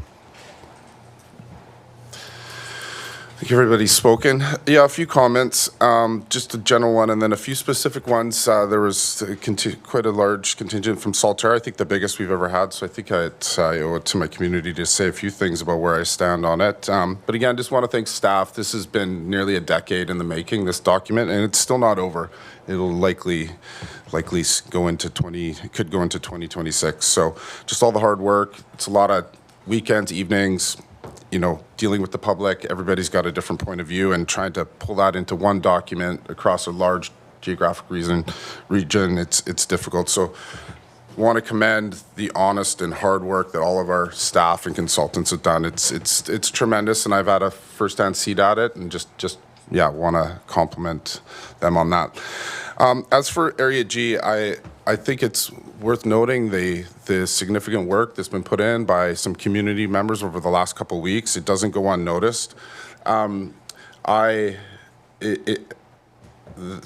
comments that were made, you know, I listened intently, and you know, I'm in a challenging position where there's certain members that, you know, there's different perspectives in the community about what people want. To be frank and upfront, I'm still not compelled to be swayed from my position at this time. When I was campaigning, my number one campaigning commitment was to create more flexibility for homeowners on their property. I was able to knock on virtually well above 95% of all the doors in Saltaire, and this was an issue.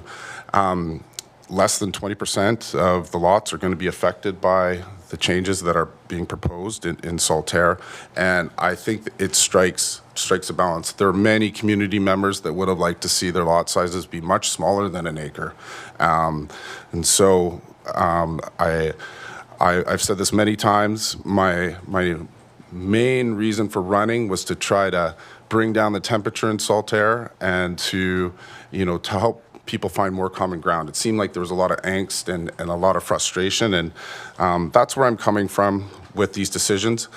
My goal is to make the least amount of people angry, and I still think the path that we're on is the right path for our community. I think it's the fairest, and I think it affords the most opportunity for harmony in our area. So I will be supporting this motion as it stands at this time. Unless there are no further comments, I will. Oh, let's have it read out. I think let's read out, because it's been such a lengthy debate. Let's have the full motion read out. Thank you, Chair. That the CVRD bylaw number 4373 Cowichan Valley Regional District Official Community Plan for the Electoral Areas Bylaw 2024 recommended changes as outlined in the staff report be accepted. That CVRD bylaw number 4373 Cowichan Valley Regional District Official Community Plan for the Electoral Areas Bylaw 2024 be considered for second reading as amended. That CVRD bylaw number 4373 Cowichan Valley Regional District Official Community Plan for the Electoral Areas Bylaw 2024 be considered in conjunction with the CVRD's 5-year financial plan and solid waste management plans. That CVRD bylaw number 4373 Cowichan Valley Regional District Official Community Plan for the Electoral Areas Bylaw 2024 be considered in conjunction with the CVRD's Housing Needs Report, and that a public hearing be held for the CVRD bylaw number 4373 Cowichan Valley Regional District Official Community Plan for the Electoral Areas Bylaw 2024. It's been moved and seconded. Thank you. Everybody ready? All in favor? And opposed?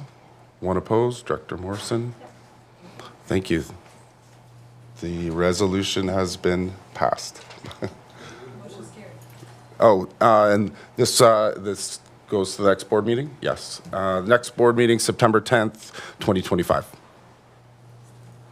Thank you. I think that's probably a good point for us to take let's take a 8-minute break. Nope. 6-minute break. Okay. Thank you.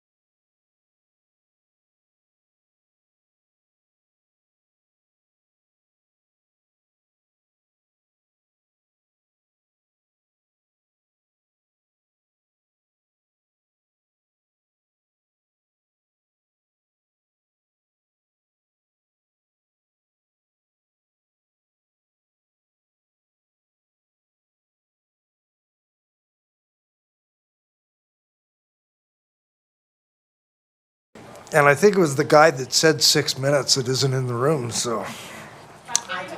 Buffer, please.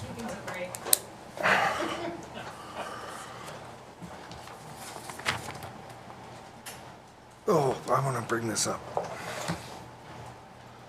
Where is it?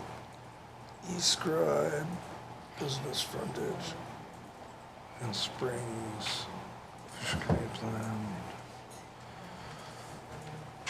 Second quarter report, there it is. Detail. Welcome back, everyone. Ms. Boyd, I think we're on 6.6, are we not? Yes, we are, Chair. That's the bylaw enforcement 2025 second quarter report. Mr. Harris, welcome. Thank you, Mr. Chair, and hello, directors. The bylaw Q2 report is for information. I just thought I'd point out a couple notes from it. It's been a long day. The complaints are up 26% from Q1.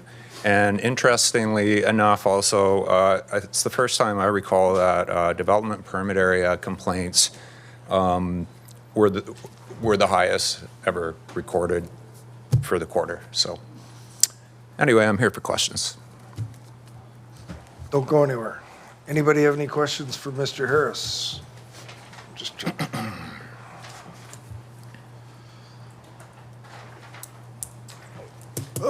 Director Abbott. Well, after Area G, thank you, Chair, after Area G, why are people in Area D so good? That's a good question. Must be in the water. I don't know.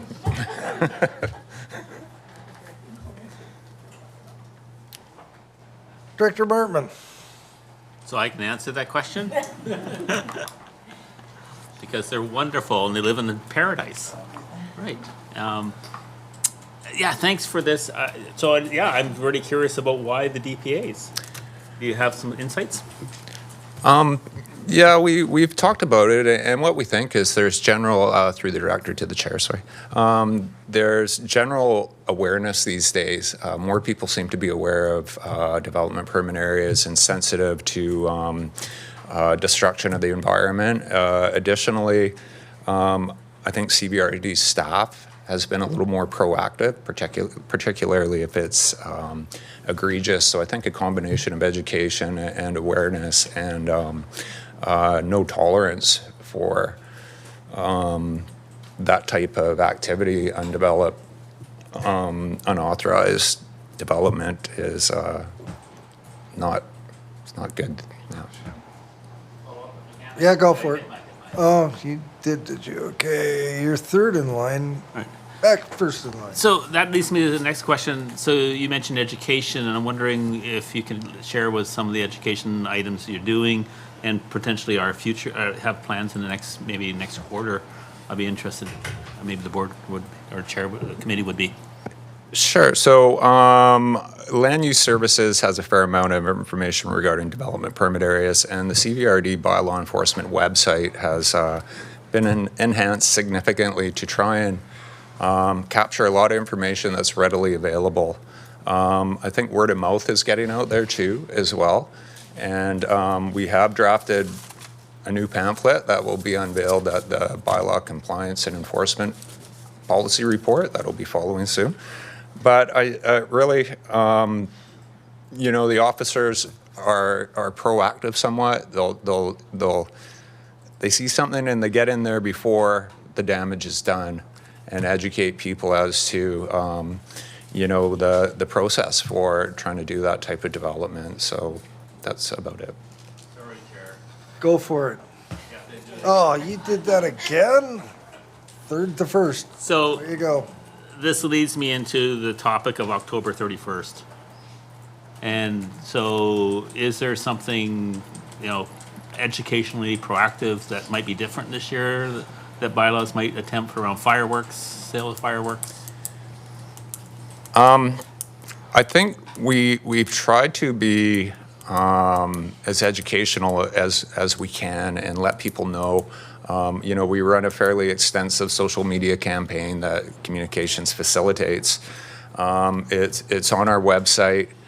I don't think anything goes into the paper, but I'm not sure what else we can do to try and get the word out. I think a lot of people are aware of the regulations, and I think the communities are getting better by choosing not to discharge fireworks or do it by permit. But there are still a lot of people that choose to discharge without permit. So we're always open to ideas to help educate and get the word out.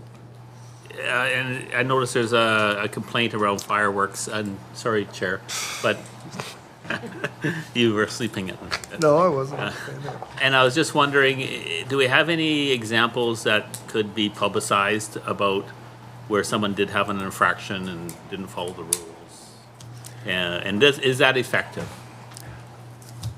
Through the chair to director Markman.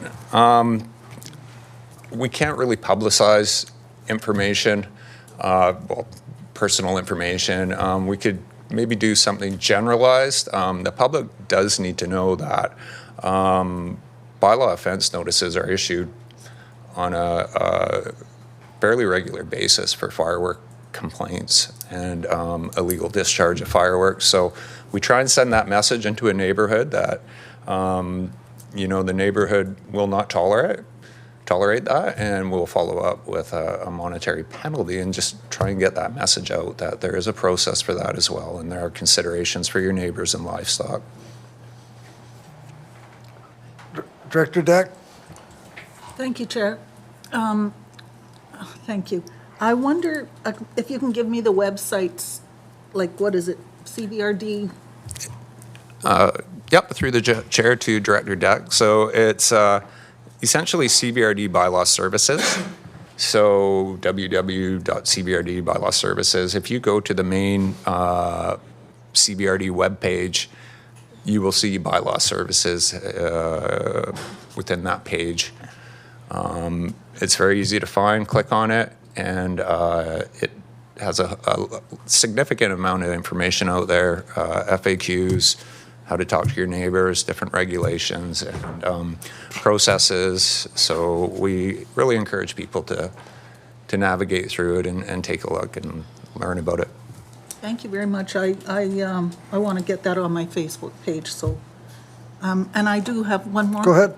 Have you seen an uptick in complaints about short-term rentals? Through the chair to Director Deck, yes, we have. During Q2 and now Q3, there seems to be an increase in reported short-term rentals. The officers have been working through the provincial registry, and although we haven't been proactive yet, it will be coming. Thank you so much. You're welcome. Mr. Harris, quick question. Oh, you were off the list. Well, I beat you to it. CAS, Coastal Animal Services? Is that what CAS means? Correct, Chair. Yep. Oh, okay. You got it. So I'm just, it's great to not have any reports of bad dog encounters, but I noticed there's a lot of variety in the patrols, in that there's some parks seem to have fairly regular attendance and some may be attended. Is this all based on calls or regular scheduled patrols, or because there were some fairly substantial gaps in the reporting? To the chair, yeah, there should be fairly regularized patrols. A lot of the times they keep in mind what are the hot spots, what are the more popular parks, what are the parks that are reporting the most issues. That's typically what they'll focus on. But I've had discussions recently with management at Coastal regarding consistency in patrolling the parks throughout all electoral areas. The Coastal Animal Services is going through a change of ownership at this time too, and they're looking to improve their services to the district. Thanks for the explanation. Director McClinton. Thank you, Chair. Mr. Martman asked my question and is answered, but looking at this graph, I have a couple other questions. It just, I think, has to be acknowledged, just looking at Area G, one complaint between April and June for something that was unsightly. How unusual is it to see just one complaint, and I'll just make a statement and then let you comment, that would make me think that perhaps residents are sorting things out between themselves and coming to some sort of conclusion and without having to involve the CVRD, or perhaps just, well-behaved residents. I mean, you've been at this a while. Can you just anecdotally, just your experience, what would sort of lend itself to only seeing one complaint through 3 months? It's quite impressive. Yeah, through the chair to Director McClinton. It is a little unusual.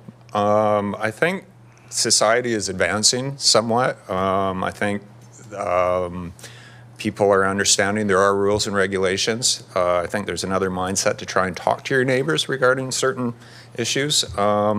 So it is a little unusual. Area G, Area H tend to be low volume calls to begin with, but one day we'd like to see a zero there, 0 on the board, so that's about it. Challenge accepted. Yeah.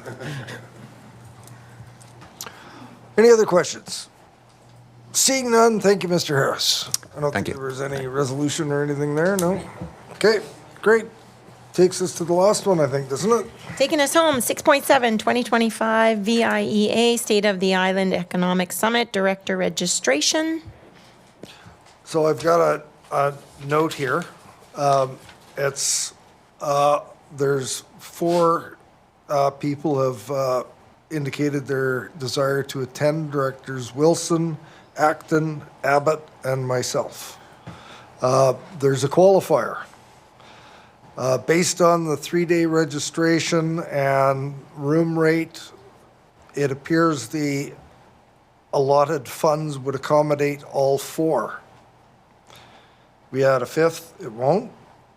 If you include mileage, meals, and sundries, other expenses, then likely over budget. So there's a question. People have to be registered ASAP. Is there a desire to put forward a resolution for that, for the named individuals? Were there other individuals that were wanting to participate in this? And should we be asking staff to look to see if there are additional resources available? What are your thoughts? Director Wilson. How much over budget? Doesn't say. Any idea? Go ahead. Oh, yeah, right, I got a seat. Okay, so Allison in the executive office is taking a look at this. The reason why we have a tight budget is because we did send a lot more people to FCM this past year than we were originally budgeting for. And so I would have to get her to take a little bit of a closer look to see. What I would propose is that if not everyone needs a hotel, that the ones that really do maybe need it, consider just lowering the cost for that, just so we can stay within that budget. I'm not sure if everyone needs the hotel, but anyone in the north end maybe could not book, and those in the south, for instance, could book the room, that type of thing. So yeah, we're pretty tight, like mentioned. We don't have the full cost accounted for with the current budget left. Okay, yeah, so I got my name down for 2 reasons. A, I didn't go to FCM, and B, I also work with MFA, and this aligns closely with what they talk about, and I would need a hotel up there, otherwise I'll get another speeding ticket, thank you. Did you say you wouldn't need a hotel? You would need a hotel? Okay. Director Vice Chair. Thanks, Chair. I would absolutely love to go. But I'm Johnny come lately, the 5th person. I'd even be willing to, if we get to the point, be willing to pay for myself. I don't need a hotel, but I would like to go as a CVRD delegate. So, yeah, I definitely, that's managed to make changes to my availability for this year, and that's an important one. Director Abbott? Like Director Wilson, I stayed here holding down the ranch when you all went to Ottawa. But in light of cost containment, I would remove my name if it would make the numbers work.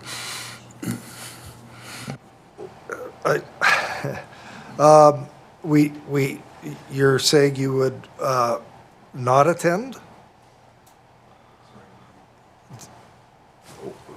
Say that again. I would prefer that we do not go over budget. So now we've got another person who wants to go, but without hotel accommodation. And I would withdraw my name to try and keep this within the available funds. But should some other people who went to Ottawa to take their name off, I would like to attend. No pressure. So can I perhaps recommend that we recommend that the 5 individuals that want to attend have their registrations accommodated? I think the numbers work, Danielle?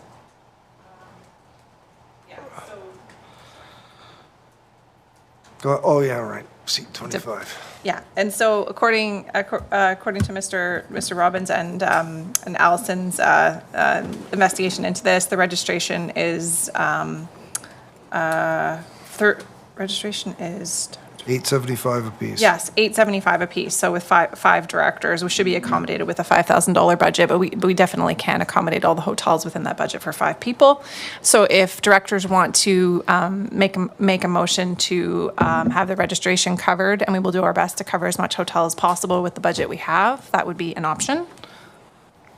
Well, that's what I was going to recommend, and also it gives the appropriate staff the time to do the appropriate investigating as to other funding options. So are we comfortable with that resolution? Somebody want to make it? What she said.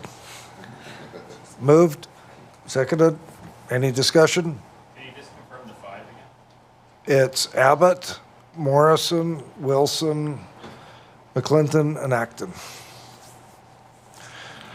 Everybody ready for the question? All those in favor? Any opposed? None opposed, motion carries. That goes to the board September 10th. Ms. Boyd, anything else? No new business. We move to question period. Question period is an opportunity to offer the public to ask a question regarding the business of the CVRD. The question period allows for allotment of 15 minutes, comprised of 2 parts. First, reserved for questions directly related to the agenda item. If there's time remaining, questions may be a matter of public interest related to and in the CVRD jurisdiction. Each questioner is permitted 1 question plus follow-up question related to the answer. Must be truly a question, not a statement or opinion or speech. We request that your question is presented in a friendly and respectful manner. Your cooperation in maintaining a safe and respectful, orderly environment is greatly appreciated. Now I would welcome anyone who would like to ask a question of the chair to please come forward. Oh, hang on, you gotta press the button on the base of the mic. Sorry, thank you. Jane Walton from Saltaire.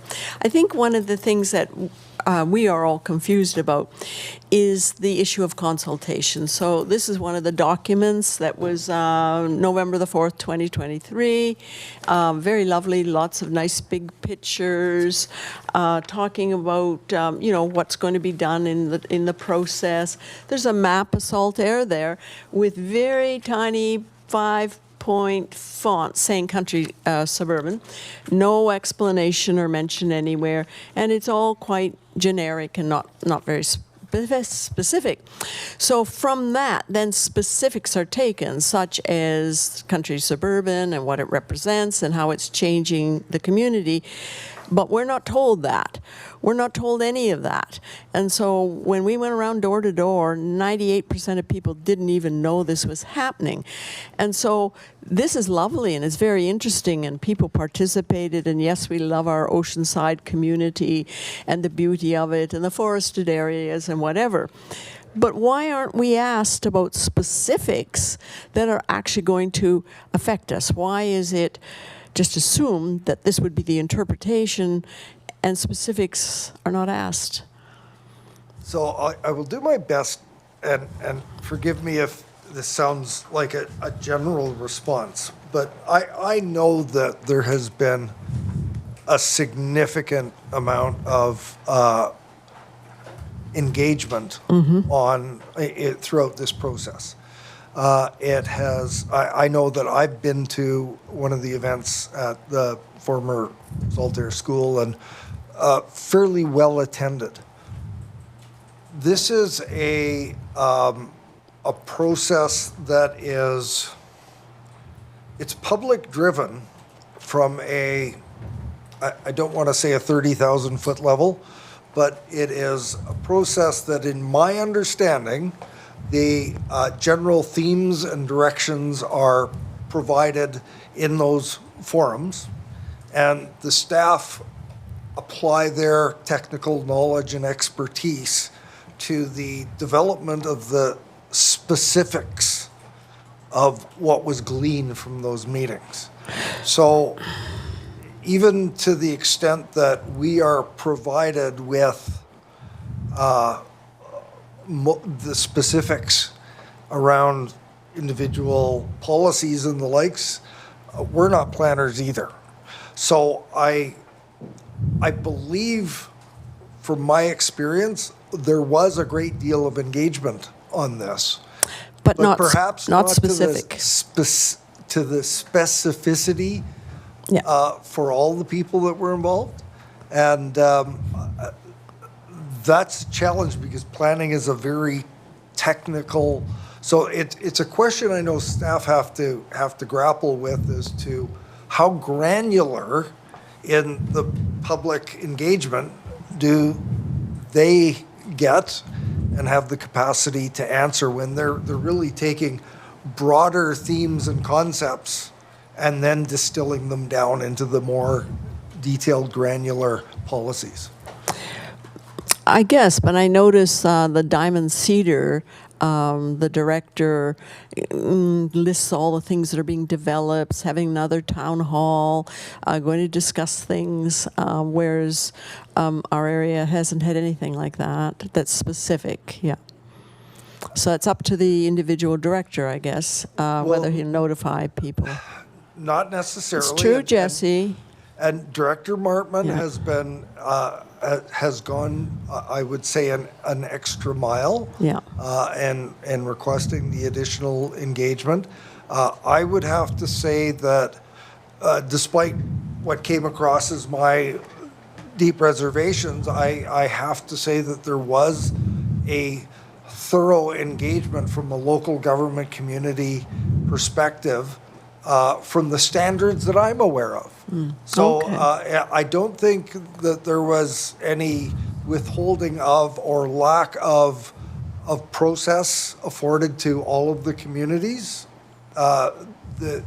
It may not have been to the detailed aspect that you would have perhaps liked. Okay, thank you.